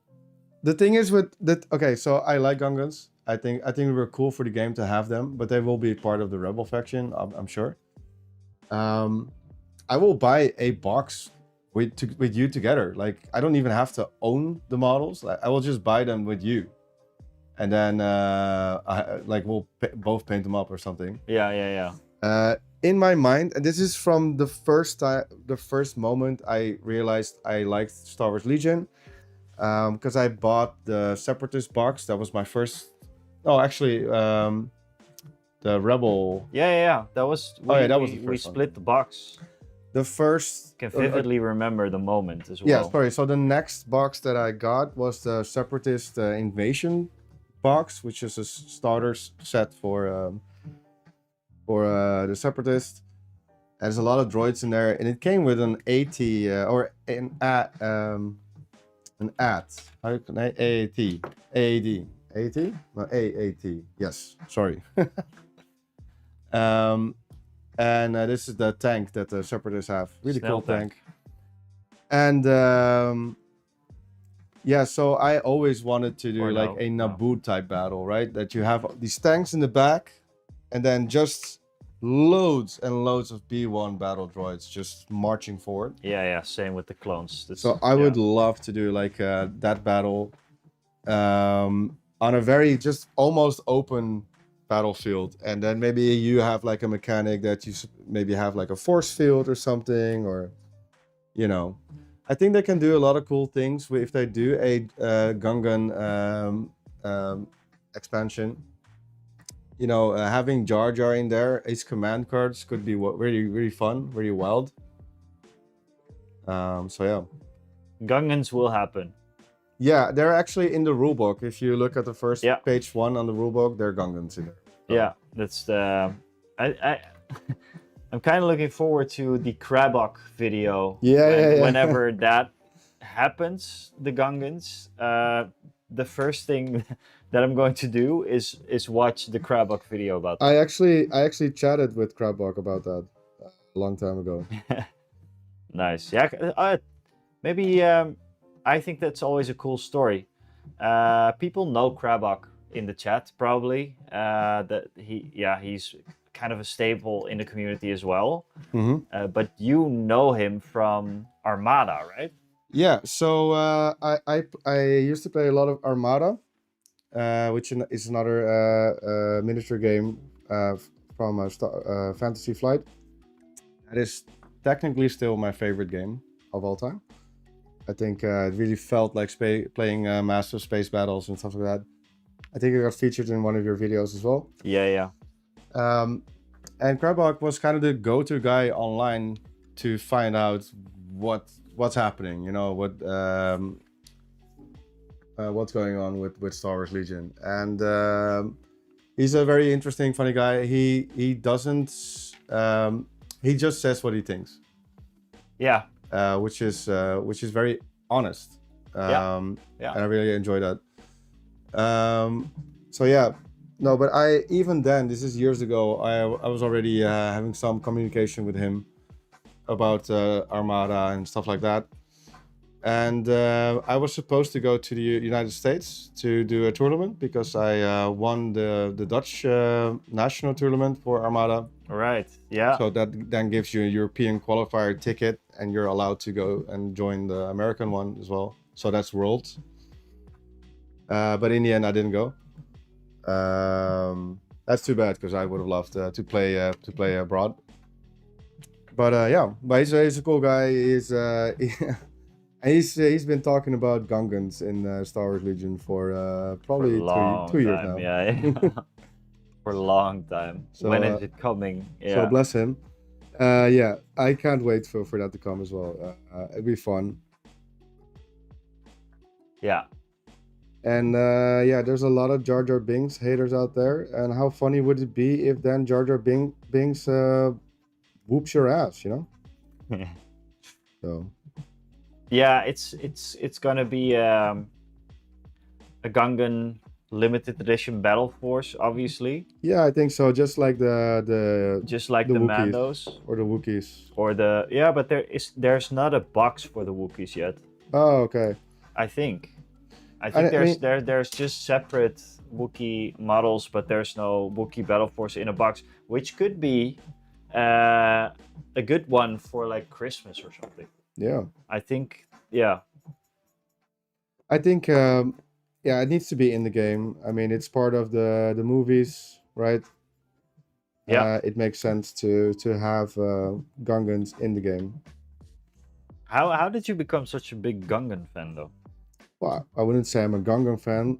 Like I said earlier in the stream, my most nostalgic Star Wars movie is Episode 1, The Phantom Menace. Of course, yeah. Because that was my first Star Wars movie I ever saw as a kid, and that really stuck with me. And I think it's a fun movie, you know, because it's cool to see the sort of origin stories of Anakin. Oh yeah, I love that. Or the guy that I'm painting now, Darth Vader. He Yeah. used to be this cute kid. And I think the scenes with the pod racing is so cool. Yeah, that's incredible. I remember that vividly as well. I was actually watching a YouTube video last night on this guy. He recreated some of the audio of the swoop bikes. Oh shit! In that movie. What is it? Like, what is the audio? It's a mix of everything. If you really want to know, he made it's old muscle cars. It's Formula 1 cars. It's it was a Spitfire. Or no, a P1 Mustang or something, a Hurricane. How do you call that? Like right. This the fighter jets from the. You know, you have Bulba, which is this guy. He has, and his pod racer sounds like has this like rhythm to it, like. Yeah. That was an engine of a World War II fighter plane. Cool. And they even used a file cabinet, a metal file cabinet. Yeah. And they put a vibrator on it and a microphone on the other side. Wait. No. Wait. Yep, now you know. I'm sorry if I ruined this now for everyone, but that's true.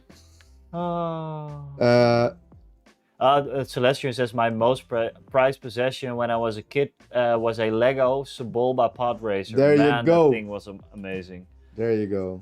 Oh, that would be such a cool battlefield as well. Having a like pod racer hangar or something. Yes, I've been thinking. Yeah, but you know what? Oh my god! You should do a trash build. So trash build, yeah. Like do like maybe bottles, like little I don't know, like makeup bottles or something, and make your own pod. Yeah, I can see that work as terrain. Yeah. You know. Yeah. Yeah, maybe. Yeah. Or. I do what I always do. I'll call up Maarten and be like, Maarten. Yeah. Hey, can you design? Dude, oh, what do you think about a pod racer? Oh gosh, that would be such a cool Kickstarter. But if you would have like a few different kind of. Yeah. I have looked. Actually, I have looked at this. I just realized I have looked at pod racers in the past, like Revell kits. You know, Revell model kits. Yeah, they were not in the right scale. No, I can imagine. I did find a TIE fighter that is pretty much in the right scale. Okay. So that I have a couple of those. You've seen them on the battlefield. Yeah. Everyone I've seen. That's probably the video that most people commented on. Oh, like, really? Where did you get that terrain? Oh, cool. Where did you get that? And then I always have to say, that's not mine. Maybe you should log into that video just watch that video. Should you play Legion 2024? Yeah. And just watch the comments. Okay, I'll do that. Yeah. Yeah, Okay. because there's a lot of people saying like, That was just a Revel kit. I got Yeah. 3 of them or something. And, yeah, and I believe that the actual platforms, they're MDF, right? No, Or no, no. The platforms are 3D printed. Ah, okay. Okay. They were designed by someone I don't know, and another friend of mine 3D printed those. And they fit the actual Yeah. type. Oh gosh. Well, we did a first print and it was too small, so then we scaled everything up. So that's the thing, I guess. You know, if you want to do like cool battlefields, sometimes it's a trial and error thing, where you have to try a little bit, see how it looks, is it the right skill, you know. Yeah, Celestian just mentioned that the snow speeder model kits are in the right skill. They're €7 a piece. Okay, That's there you pretty go. cool. Yeah, that's awesome. Duel of the Fates is one of the most iconic moments of Star Wars, and I love Episode 1. I love that in Episode 1. Yeah, yeah, it's the music as well, man. That song, that actual. Yeah. I recently contacted a metal dude on YouTube who did a cover on Duel of the Fates, and I wanted to use that for the cool. Star Wars Legion video that we were doing with Geonosis. Ah, But he never replied, so that's too bad. never mind, man. Would be cool because Yeah. it was like I would preferably have like that actual music Yeah, You know? yeah. during the Well, you don't want to cross Disney, no, because then of Mickey course not. Mouse comes and beats your ass. Maybe it just has to be the recognizable. If you can do that somehow with maybe a guitar or a keyboard or a synth, we're musicians. I was gonna as well, say right? we're musical. Maybe we can do that. So that would be cool though. Yeah. Yeah, some backstory on me and the winners here. We known each other for years. We come from the same town. It's called New Vennep in the Netherlands, which is about like a half hour something away from Amsterdam. Yeah, yeah. And we went to the same schools and we knew some of the same people. But I think we really connected because we both were kind of like into rock. Well, not kind of. We were both into rock music. Punk rock music. Punk rock, yeah. And we sort of started hanging out. I think we even played in like a band with a drummer that we knew from here as well. Yeah, yeah. And it's been a bromance ever since. Yeah, man. Yeah, we played in a couple of bands together, and we like life happens as well. So there was times that it was a little bit less, but it was always Yeah, it's always I mean, been good. you went to Harlem. Yeah. And yeah, obviously I went to Sweden as well. I lived in Sweden for a little while. So then I didn't talk to anyone really. Yeah, but that's life, you know. That's just normal. But we long time ago reconnected, and I think during Corona, I think that was the catalyst. We started playing Legion again. Yeah. Started doing miniature gaming. Yeah, I think where it actually reignited was Dungeons and Dragons. Yeah, definitely. Because it was the Rona's time, and you started a campaign. Yeah. Thanks so much for following, by the way, Adaptus Paints. But yeah, it was Corona time, and we wanted to hang out, and you were starting Dungeons and Dragons. I knew Dungeons and Dragons, obviously, but never really had a group to play with. Then you were getting into it.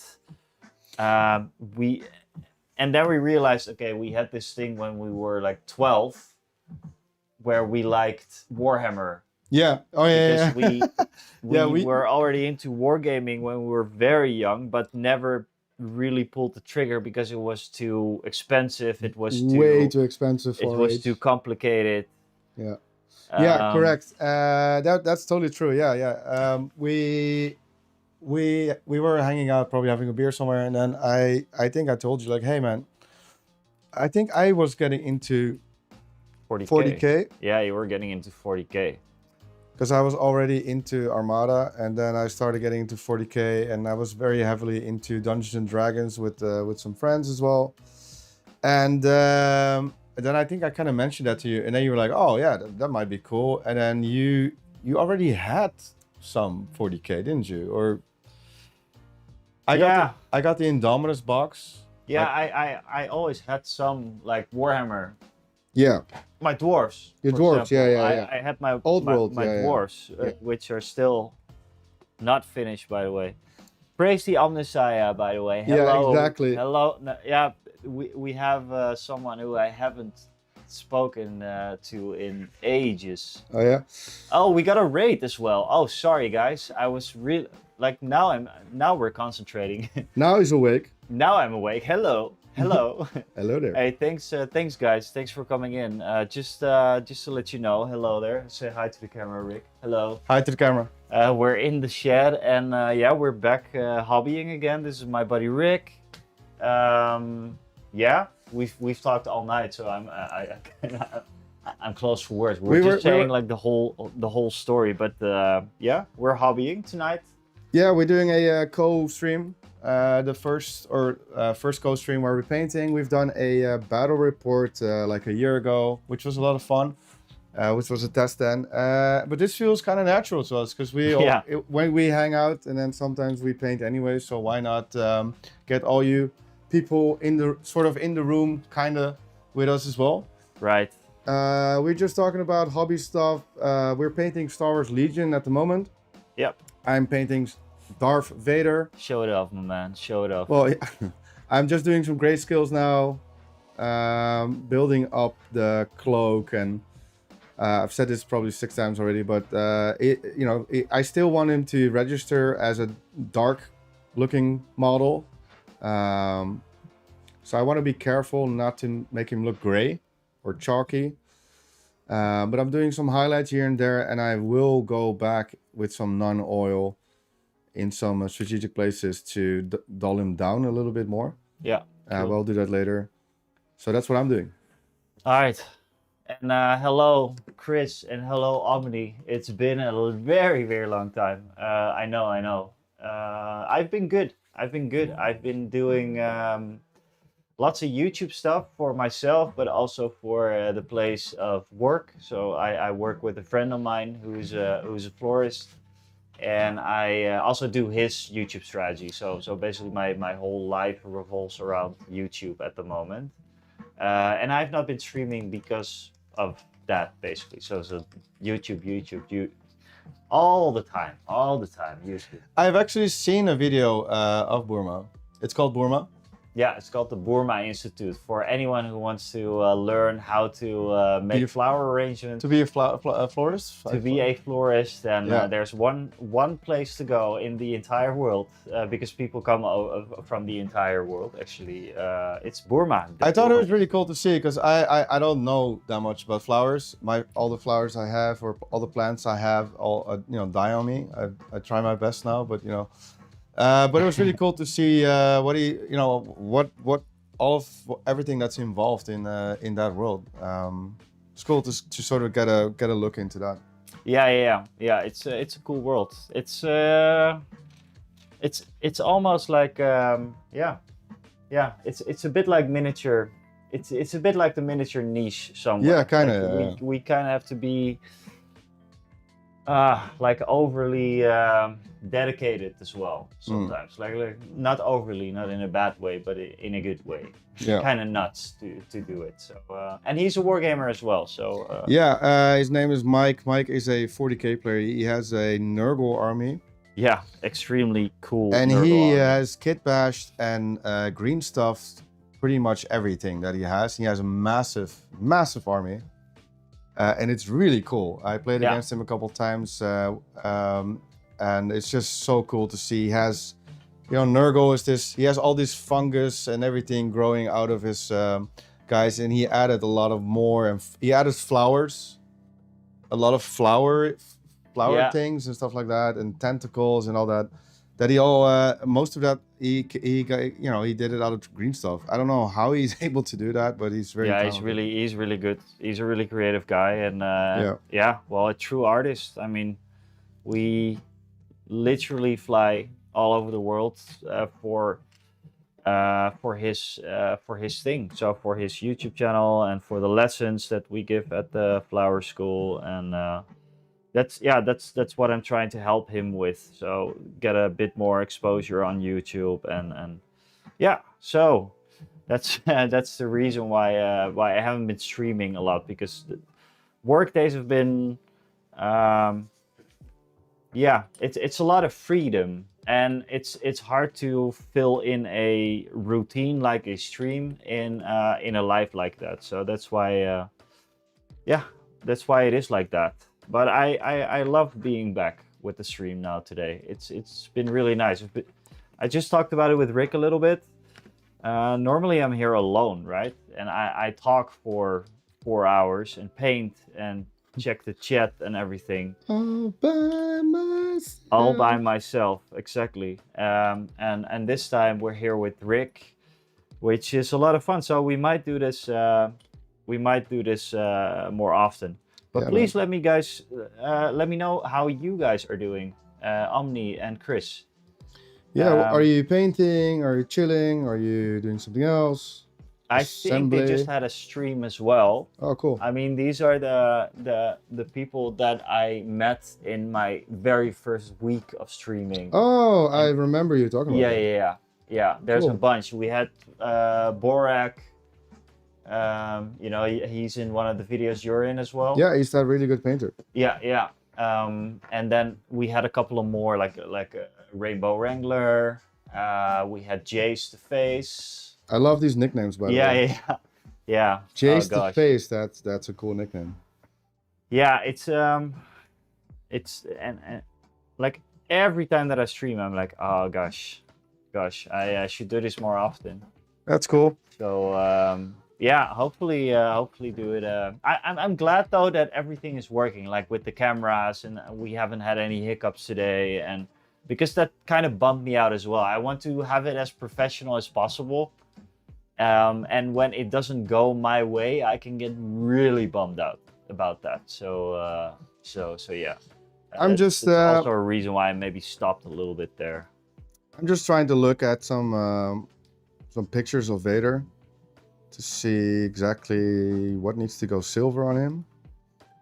It's more than I thought. Well, check it out. Okay. Praise the Omniscience, Omni. I was painting, just finished Thanatar and started on a tiny Nurgling drummer. Nice. Nice. That's cool. Are you still painting at Mac? It's the big question, of course. Vader is looking awesome, Rick. Oh yeah, thank you. And Chris, you're working on Legion as well. What did you get, man? I had no idea.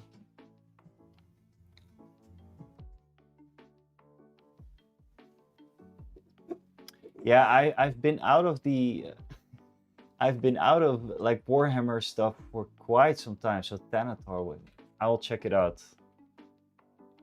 What that was again.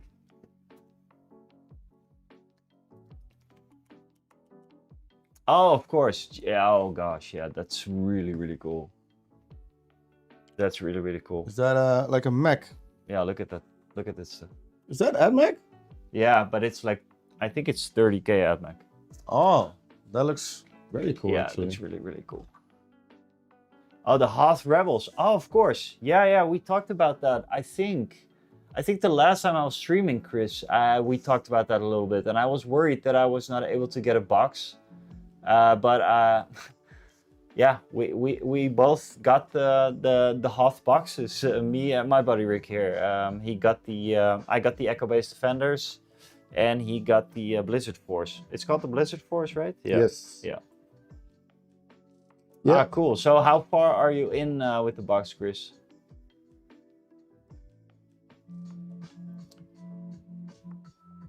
Oh, this music always makes me feel so good, man. Hmm. Zelda. There's a remake coming out soon. I saw like a was it an? It looked like live action, or was it? Ocarina of Time is being remade, or is done, I think. And I'm going to, yeah, you have to get a Switch 2 for it though. It's a game. It's a game. It's Ocarina of Time, man. Hmm. Do you know, you haven't really played Zelda, I think, right? I have never played Zelda now. I remember you being absolutely hyped about Zelda all the time, Yeah, but I never got I into love it. I love, I love it. yeah. I felt connected to Link. Because he's always like, he's kind of like alone, adventuring, and I don't know. Kind of felt like my dude. Oh shit. Oh shit.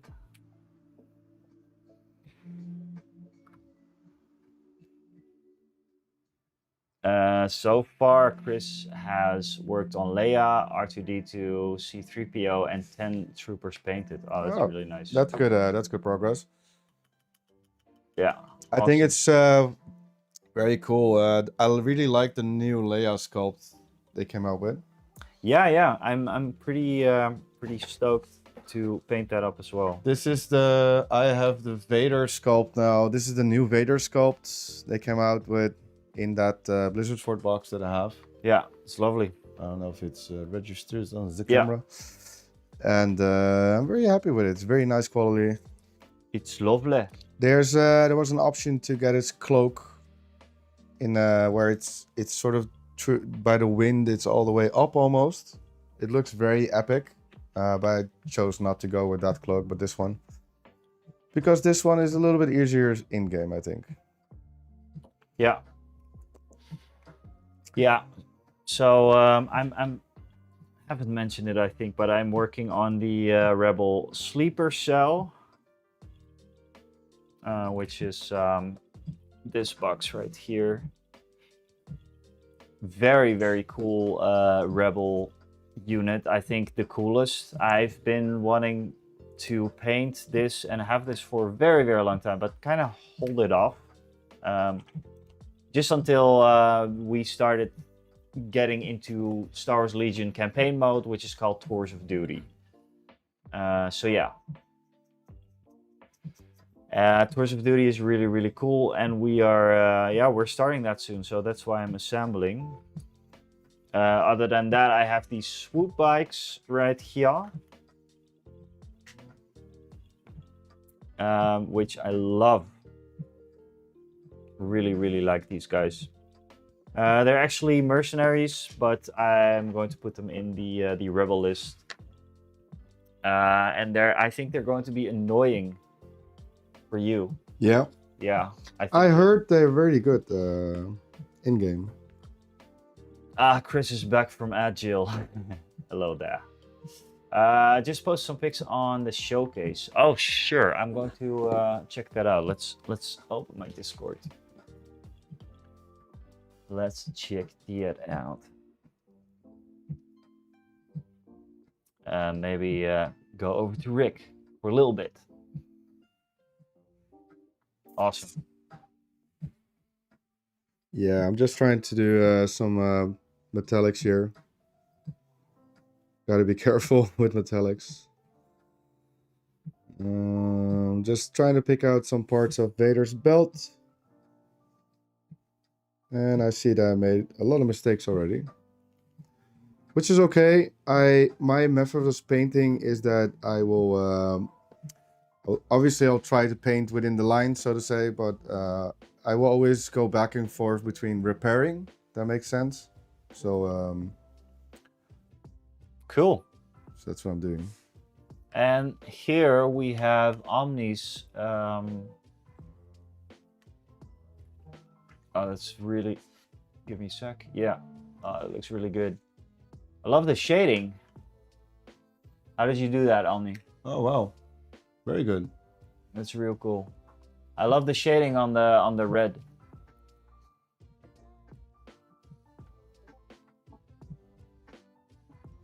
It's quite a big model as well, isn't it? Really cool. And that's a 30K model.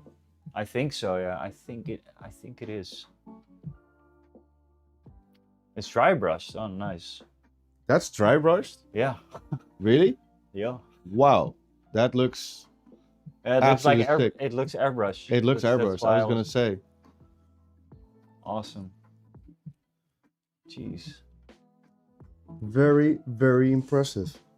Very, very nice. Are you still doing the leather working as well, Omni?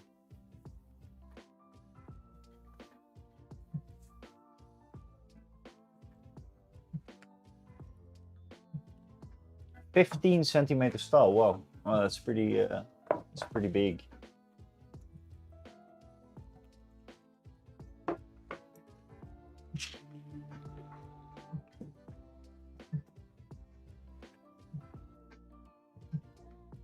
Not so much recently, but had some health issues to deal, but hopefully get back to it soon.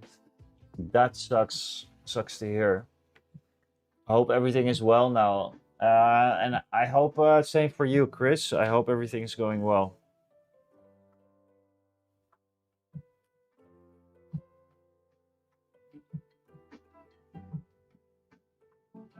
I remember that but this was like 2 years ago, that I wanted to do like a commission with you for a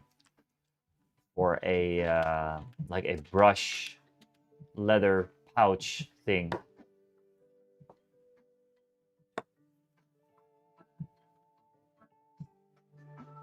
Oh, cool. No problem, Chris. Just drop them, and I will go back to the Discord for a bit.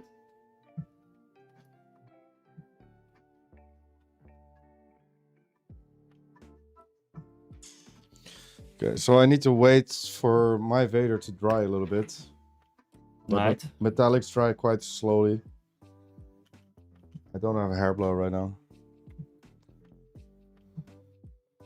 So I'm gonna step out for 5 seconds. I'll be right back. Yes. Cool. I'm assembling my 4th sleeper cell, so they're really easy to assemble.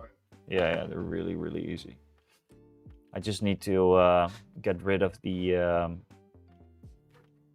some of the nips and everything. But I'm going to assemble I'm going to choose the heads a little bit later, because I want to see what the poses are, and you know what I'm talking about. Dum, dum, dum, dum, dum, dum, dum.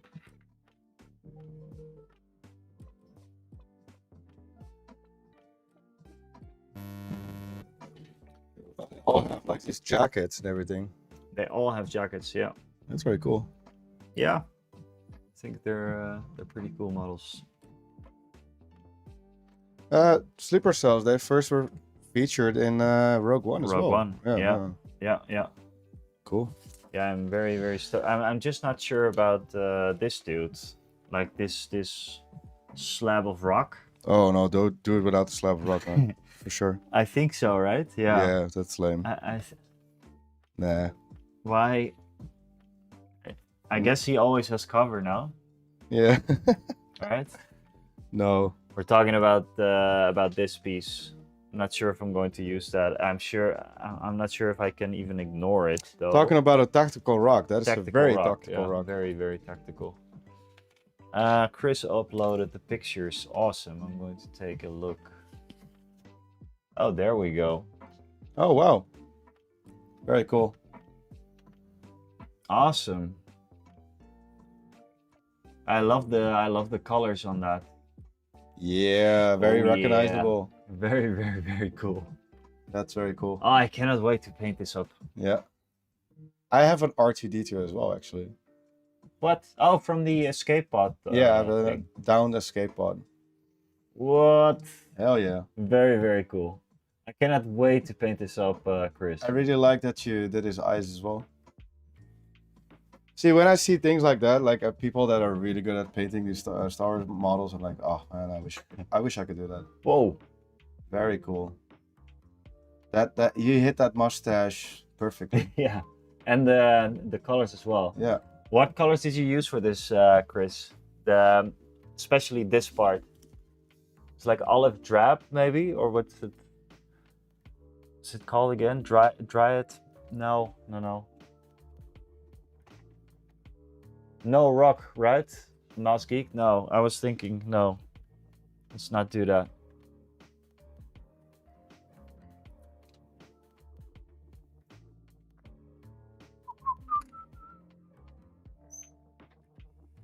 Let's see, where was I? We were at D.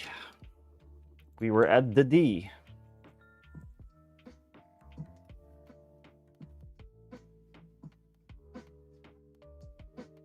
I really like the olive green that you used for that.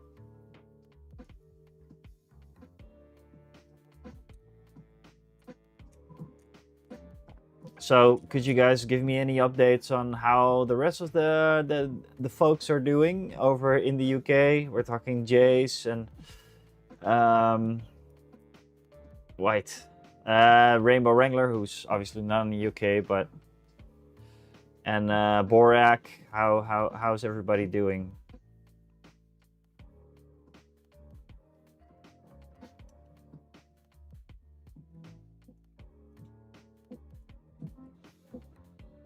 I couldn't put the Lothcath on either. Yeah, I'm going to check. I'm going to check the heads as well later. AK gray green, and I worked up warm gray mixed in with highlights, then raw umber greenish panel liner. Ah, cool. Yeah, they look fantastic. I like the color a lot. You hit it precisely right, I think.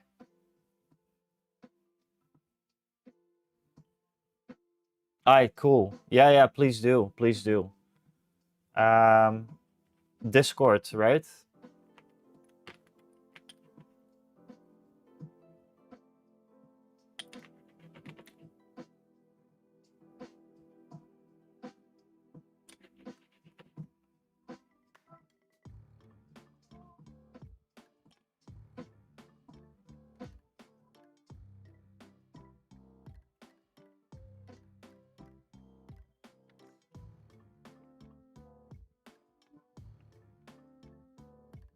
Alright, cool. I'll check that later, Omni. And thanks for that. I hope everyone is doing okay.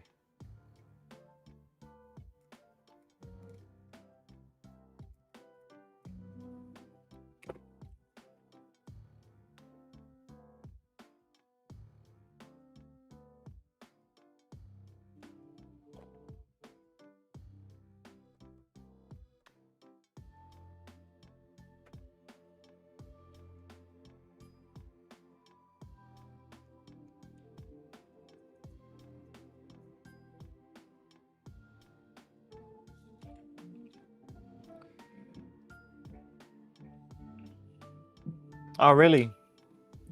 Your hobby confidence in terms of painting, assembling, or streaming it, or what is it? Because I can imagine what you mean. I have that with painting a lot. I don't always think it's, I want to do certain things, but sometimes it just doesn't really work out how I want it.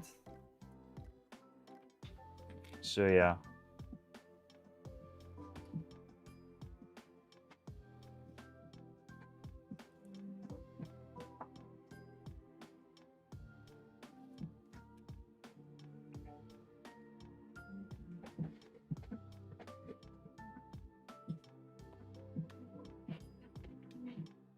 Painting a lot and getting a lot of imposter syndrome with my streaming.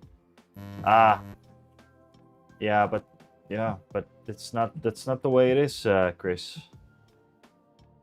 As far as I know, you're pretty much a staple in this whole streaming Twitch thing, right?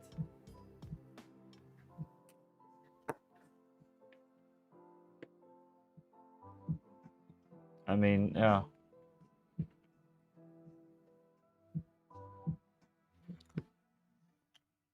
And it's just a hobby as well, right? We yeah. That's what I usually I want to be really good at painting, but yeah, I just have to practice for a little while more. That's what that's what I should do if I want to yeah. People keep saying that, but I don't understand why. Yeah. Yeah, it's just yeah, you just have to accept that, Chris. You're a staple, like I said. But I can imagine, you know, anyone can talk to you about that and say like, yeah, but it's not like that, and yeah, you will maybe not acknowledge that, and that's also fine. But just know that most people, yeah. So I made some mistakes here and there, and I kind of my metallics I think were too wet, so they're dripping down now, where they're seeping down where they shouldn't. What? So I'm going back to black. Unfortunately, I have to repair a bit more than I wanted to. Yeah, we should just keep saying it, Omni. That's exactly right. That's exactly right. Yeah, and really don't feel the imposter thing. Did you ever had anyone say that, or is it just what you think? I've had actually people tell me this in live streams that I was like, yeah, but you don't know shit about Legion and blah blah blah. That was weird, but yeah.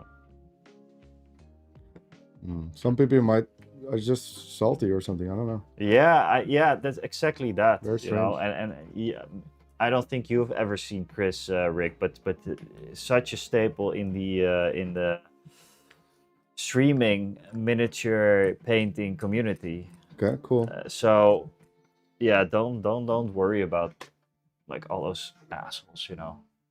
Yeah, I can imagine, Chris. It's your own. So I'll just keep saying it then.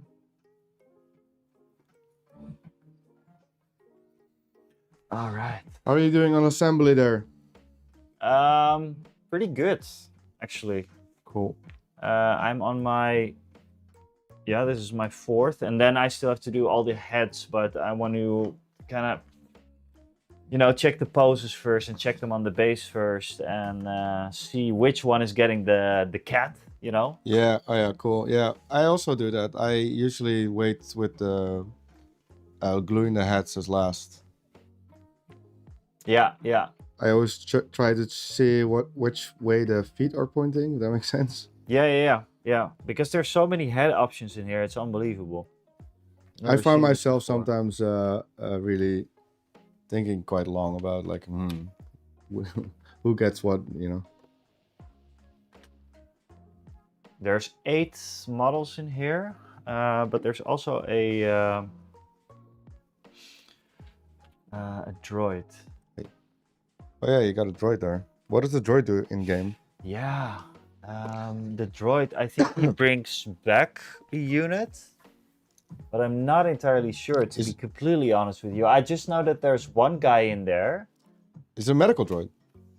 I think so, but I'm not sure. I'm not sure. He did something.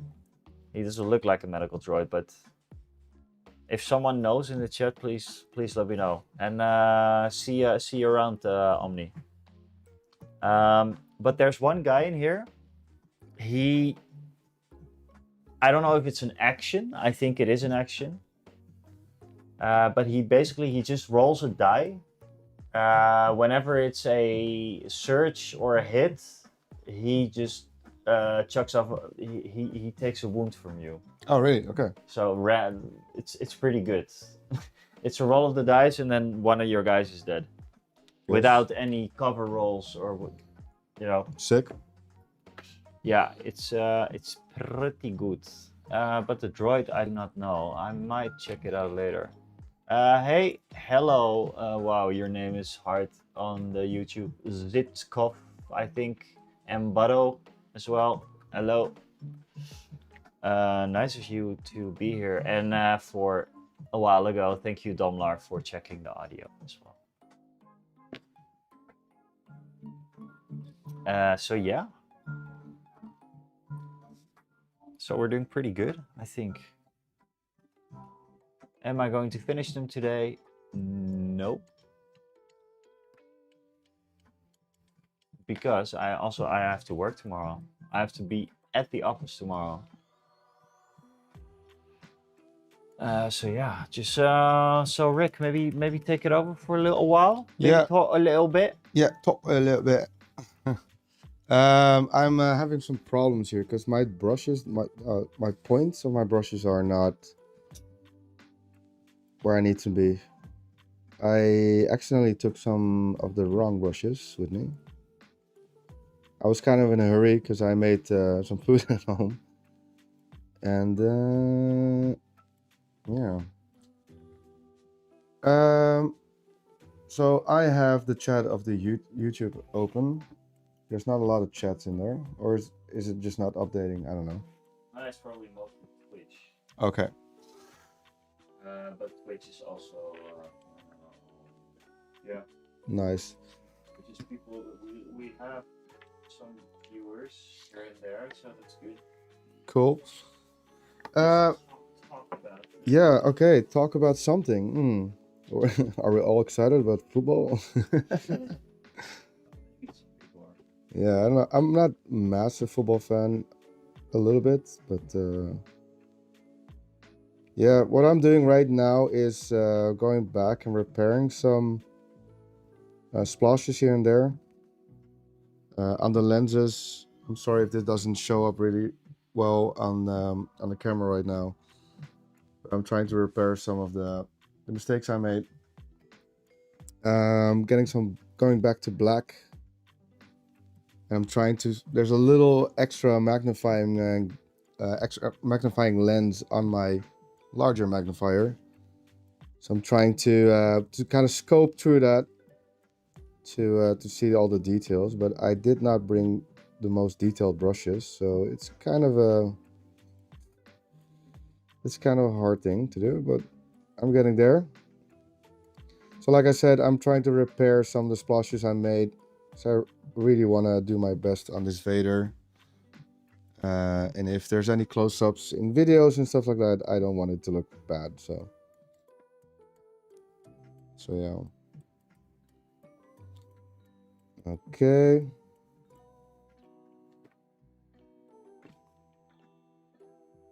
And I did a massive mistake now. Oh no. I accidentally took the silver from my wet palette here instead of black. In the lighting here, it looks the same, but it's not. So, so that sucks. Because now I added silver.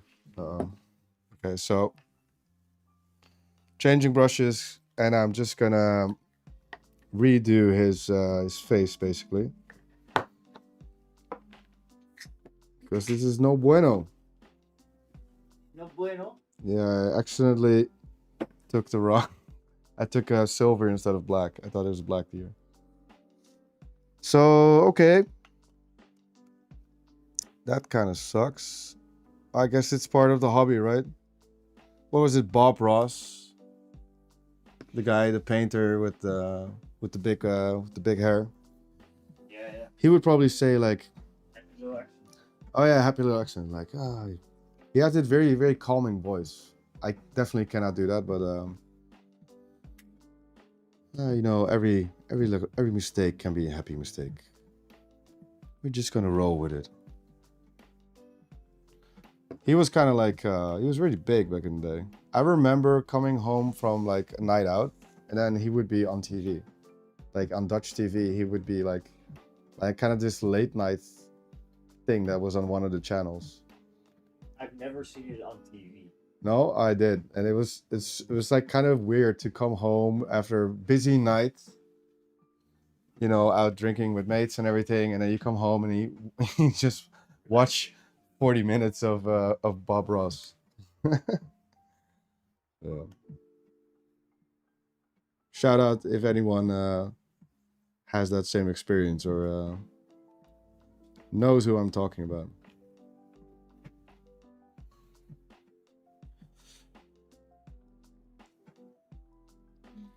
Yeah, so I'm very looking forward to having this guy done. Not there yet, but very looking forward to being able to do the Blizzard Force versus Echo-based defenders on an actual battlefield with actual half-teamed scenery. So very looking forward to that. I did paint it up the stormtroopers that came in the Blizzard Force box, and Vader is now my current project, and then I have to paint up I think it's 22 snowtroopers, so a lot of them. They all kind of look the same, so it's not as interesting as obviously painting a character. But I will start doing that next week and kind of like power through that, get all the snowtroopers done, and then my Blizzard Force is ready for the battlefield. Grumblebee Bumble. Grumblebee Bumble. I love these nicknames, man. I don't have the mic right now, but he says, I think the sleeper cell astromech droid gives out dodge tokens if it's on an objective. Oh, very cool. That's really nice. Yeah, actually, I heard that sleeper cell is really good at holding objectives, especially some back objectives and stuff like that. I think they have infiltrate, don't they, or something like that. Yeah, I really haven't looked them up yet. They're early objective grabbers, I think. Maybe I can grab my my list. Yeah. Really cool models as well. Like they just look kind of like part of the lived-in Star Wars universe. I'm still confused why we haven't seen Saul Guerrero and some of his band of you know. We have some of they were in some of the Pathfinders. Yeah. Like Bistan and Pao. Because Saul Guerrero would be a great mercenary as well. You know. Maybe isn't he coming? Maybe not. I've not seen anything of it, but I'm pretty sure at some point Saul Guerrero is definitely coming. But because he's been featured in a lot of Star Wars animated series and movies, so and he's a cool character.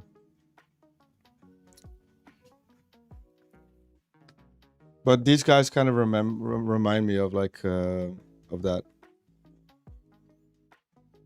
Grumblebee Bumble says, though I don't own a sleeper cell, Sabine and Wicket are his objective grabbers. Hmm. Yeah, I have Wicket as well, but I never really played with the guy that much. Cool. Yeah, I play mostly Empire. I do have a lot of Separatists as well. I think currently Empire is a lot of fun to play. There's a lot of cool models in there.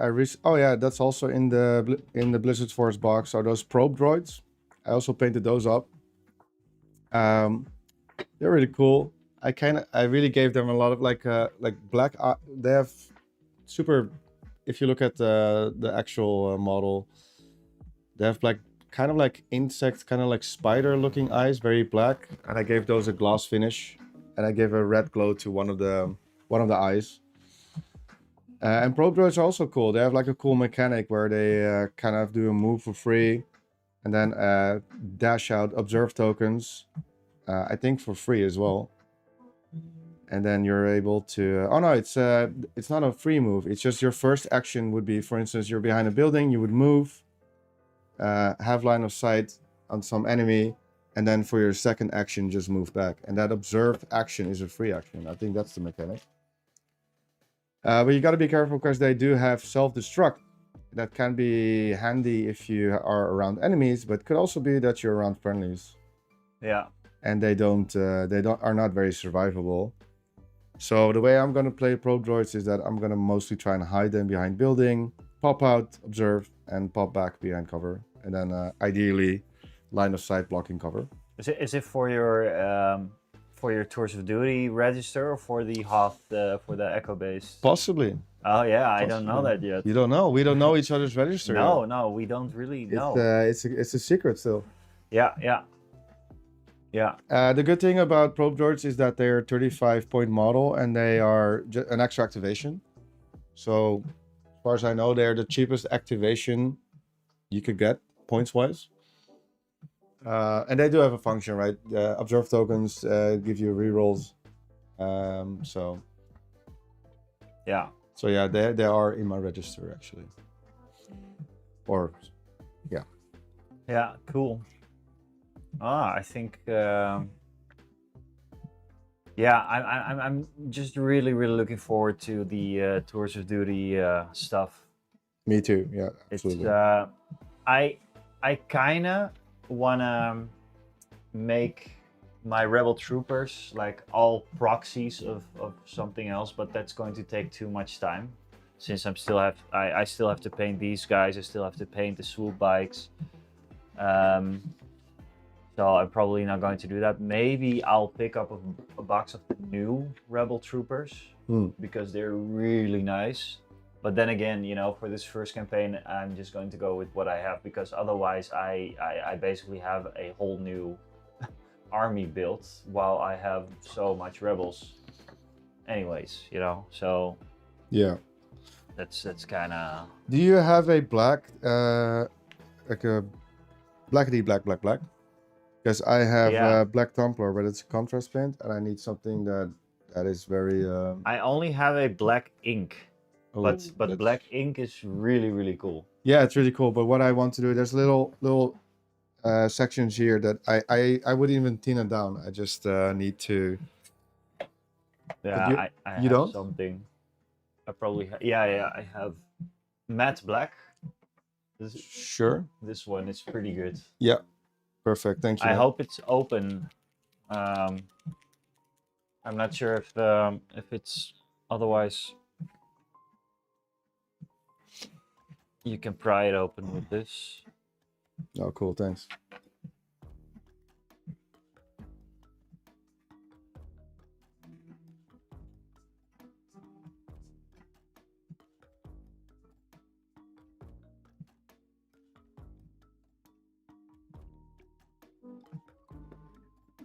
Three hours in.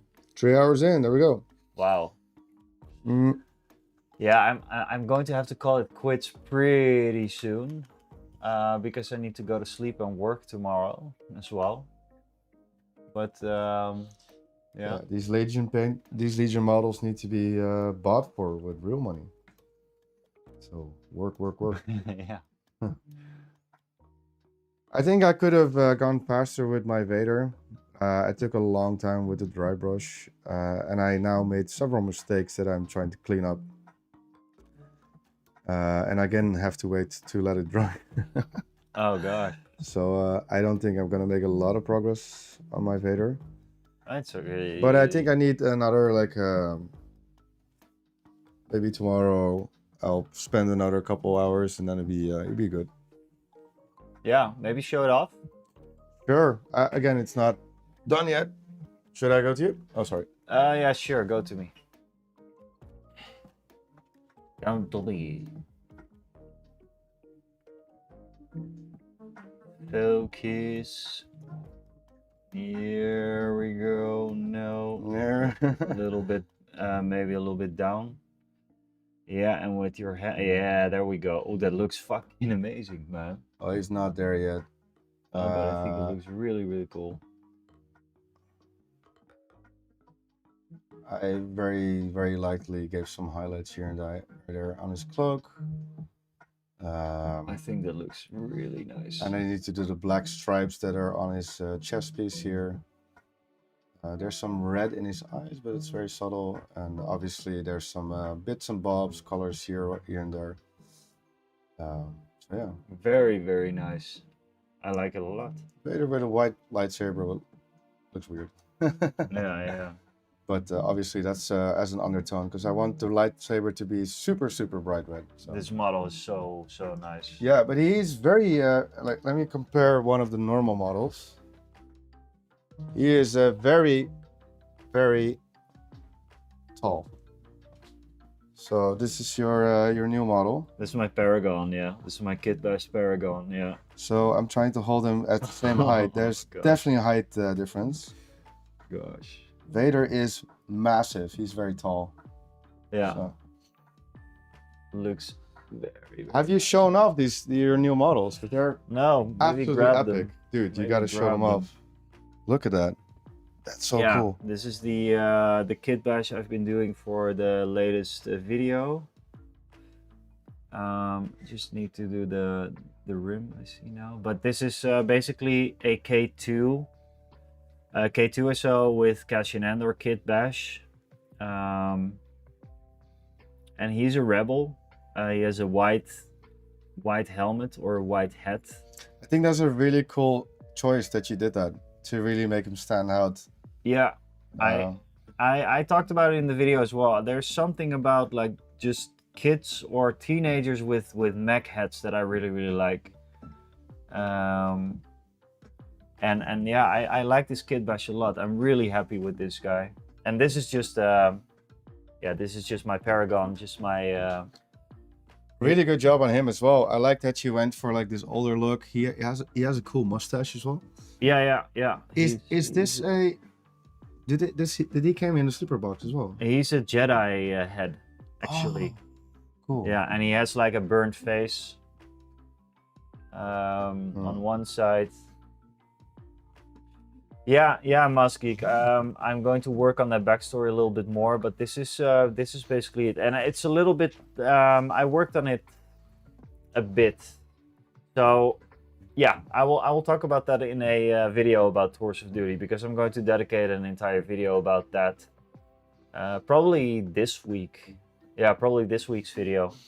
I have so much footage of these guys, and I want to talk about Tours of Duty and everything. So. And talking about Tours of Duty, I talked about it earlier about making a background of Tours of Duty for my character. So I made it look like kind of like real, yeah. You know, I don't know if this really registers on camera. I'm sorry. Maybe put the brightness down actually. Yeah, I think that helps. Okay. But anyways, you can't read this obviously, but I made a background story of my character. He's a Imperial officer. So yeah, very excited about that. Yeah, it looks really cool. And this is like a whole background of that whole thing, you know. Tours of Duty is going to be yeah. I think it's going to be pretty cool. Yeah, and you should definitely check out when we make videos about it. Obviously on the channel, but also your Instagram. Oh yeah, right? Shameless plug here then. yeah, of course. Yeah, so I have an Instagram. It's called Apex Wargaming, and yeah, there's miniature wargaming pictures, videos on there. Just stuff that I'm very excited about. Most of it right now is Legion. There's some 40k on there as well. In the future, there will be maybe some more 40k and bolt action, Dungeons and Dragons, stuff like that. I kind of really do miss Dungeons and Dragons, like a campaign. Like I miss a role play. I play a couple of role playing games like solo. Yeah, I've seen starting that, but like to do an actual campaign with people, that's yeah. I usually used to at least once a month go to like my local gaming store and DM there for Dungeons and Dragons. Because I have a lot of models and maps and all that, but I'm not really doing that anymore. I think maybe I should make time for that again.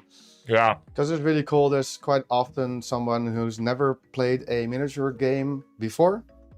D&D is the best way probably. You know, and sometimes I try to explain to people like how it works. It's like I think there's a video of this actress and she explains it She explains it to Vin Diesel, I think. Yeah. Yeah. No, to the guy who plays the Punisher. Oh, that guy. What's his name Yeah. again? Yeah. Oh, he's a Latino And guy. and he she says to him like you know, oh, okay, right, you want to play D&D right now? And they're just sitting on the table. There's no models, anything. You hear something in the bushes. It's like, okay, what do you do? Like, okay, you're like a ranger, or you're like you know, you're like a hunter, and you're walking in the forest, and you hear this crackling sound, something big walked on a twig or something. What do you do? Yeah, what do you do? And then he kind of looks at her. He's like, what do you mean, what do I do? Like, what would you do? He's like, oh, I try to see or hear where it comes from. Like, okay, great. That's, you know, a perception check. Yeah. So you roll the dice and blah, blah. Anyway, so quite often I'll be somewhere, my local pub or somewhere with colleagues, and I'll explain to this. I'll do this little exercise with them as well. Yeah. And it's really funny because sometimes you really see their eyes light up and be like, oh, cool, that's actually pretty cool. That's actually, I would want to play that. I want to do that, and that's exciting. Yeah. And then you know, the Apex Wargaming thing, I'll usually show them, look, you know, we use models, but you don't have to. You can do this, you know, if you want to do D&D over the phone, you could, you know. Yeah. So that's really cool. Yeah. So anyways, Apex Wargaming, that's my Instagram channel, and I try to upload things there regularly. If you like the Winners channel, if you like Star Wars Legion, definitely check it out. Maybe send a follow, because we have some cool stuff on there, and there's really cool things coming as well. Yeah. There's for the YouTube channel, definitely just subscribe to the YouTube channel if you haven't, because I have a video once every 2 weeks. I'm trying to go every week. Because I can do that, but I'm just normally kind of fed up with the subject, and I go into the subject a little bit too much, and I should just make a video, you know, whatever I'm doing at the moment, and then release it, and then it's fine as well. I think you have the best, just all-round Legion content on YouTube. Thank you, Master. There's very good Legion content creators. I'm not saying anything about it. It's just I think it's especially for people who maybe not even play Legion, or might want to go into it, or just started in. It's also very cool to see some of your older videos are really explanatory. Yeah, and because I'm so hyped about it. Yeah. If I get hyped about something, I just make a video about it. And because of the type of work you do, the cinematic shots in there are really cool. For me, it's really a joy to see that, you know, some battle map that I created or had in my mind, or have been painted, and then now it's in the video, and it looks I can epic. imagine that it is cool to see when you have like cool shots and everything made from that. Yeah, I think the Geonosis stuff, which I haven't really showed off in the videos a lot yet, but there's so many good shots in that session that we played. It's really cool. Even with the little camera, I haven't even used that yet. So there's a lot of cool stuff still to come. I'm even working on more Geonosian terrain as well. Yeah. So. Oh gosh, it's very cool. Yeah, so thanks a lot, you guys. Thanks a lot for being here tonight. I think it went really well, actually, and it was really laid back, and that's the most important thing for the channel and for the live stream and everything. And maybe we do this maybe once a month or something. Yeah, if we can, then let's I'm down, bro. Go, man. Thank you so much for having me. Thanks, people, for watching. Thanks for watching, and see you guys soon. At least like next month, and then maybe I do a painting stream in between or something. Should we say something very corny that some people like, may the force be with you, or something like that? May the force be with you. That's a good one. All right.